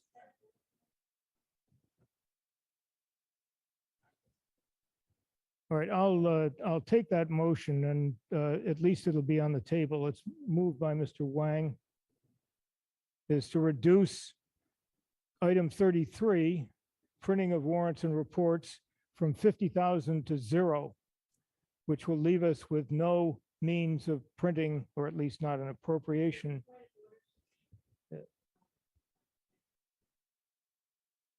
Point of order.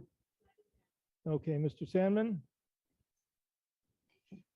Mike Sandman, Select Board. Mr. Moderator, I question the wisdom of continuing to take random budget amendments from the floor, budget amendments that have not been vetted properly, that certainly don't have the 5 days in advance, by people who are well-meaning but quite clearly have not completely thought through what they may be up to. With all due respect to those folks, there are some rules around printing, presenting printing documents and so forth, printed documents and so forth. To continue to take this stream of amendments is, I believe, a procedural mistake. Well, Mr. Salmon, your point is very well taken. And I think it certainly applies to these last two motions. And I think I'm not going to allow Mr. Wang's motion because it's ridiculous not to fund the printing of warrants and reports. I have already allowed this motion to reduce each of items 43, CIP items 43 and 53 and 54 by 73.5. And I would fully expect that when we reach a debate on whether to, how to deal with the budget shortfall, that motion will fall by the wayside. And I grant you that taking motions from the floor is a dangerous problem, but we have never in my history in town meeting not had a balanced budget at the end of the budget debate at the annual town meeting. And I think that we should have the opportunity at some point to attempt to rectify or at least compensate for the motion that was passed under item 44.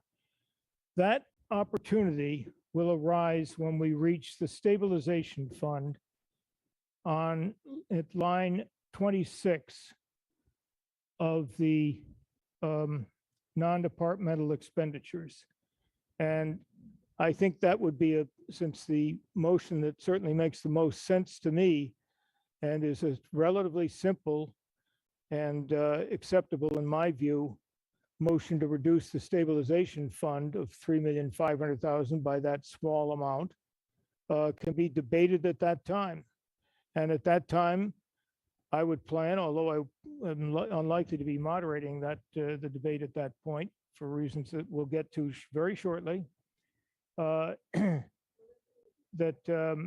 we would deal with any with the other motion on the floor that I have allowed. Yep.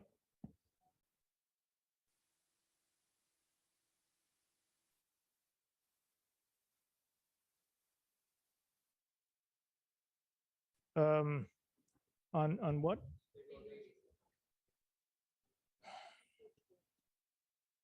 Okay. Well, ladies and gentlemen, it's 10:40.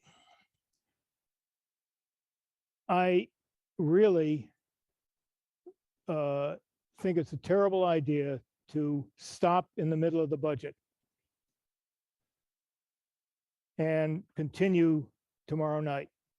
The usual reason for resisting this is that there'll be a change of personnel between tonight and tomorrow night, and you won't have a continuity in the views of the people who have slogged through this much of the budget tonight.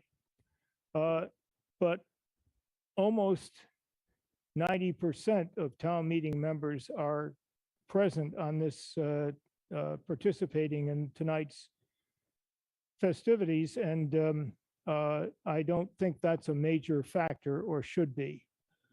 I also think that we need to think more about whether it makes sense to try to balance the budget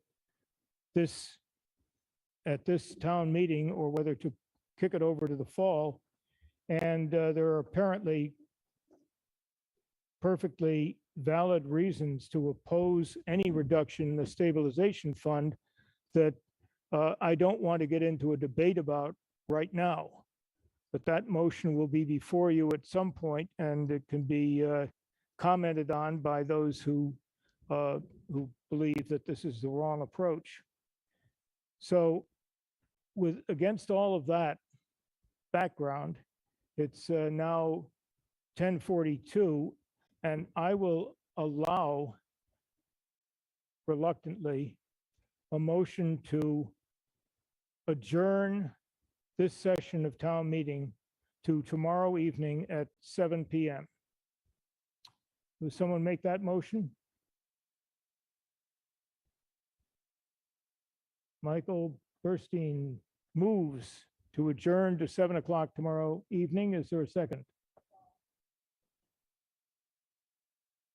Mr. Warren seconds. And I have some pending points of order, but I certainly hope that you can see fit to hold your fire until tomorrow night if we actually adjourn this evening. If we don't, I'll start taking your points of order. So this is a motion to adjourn. A yes vote means we adjourn to tomorrow evening. A no vote means we keep on. It's majority vote.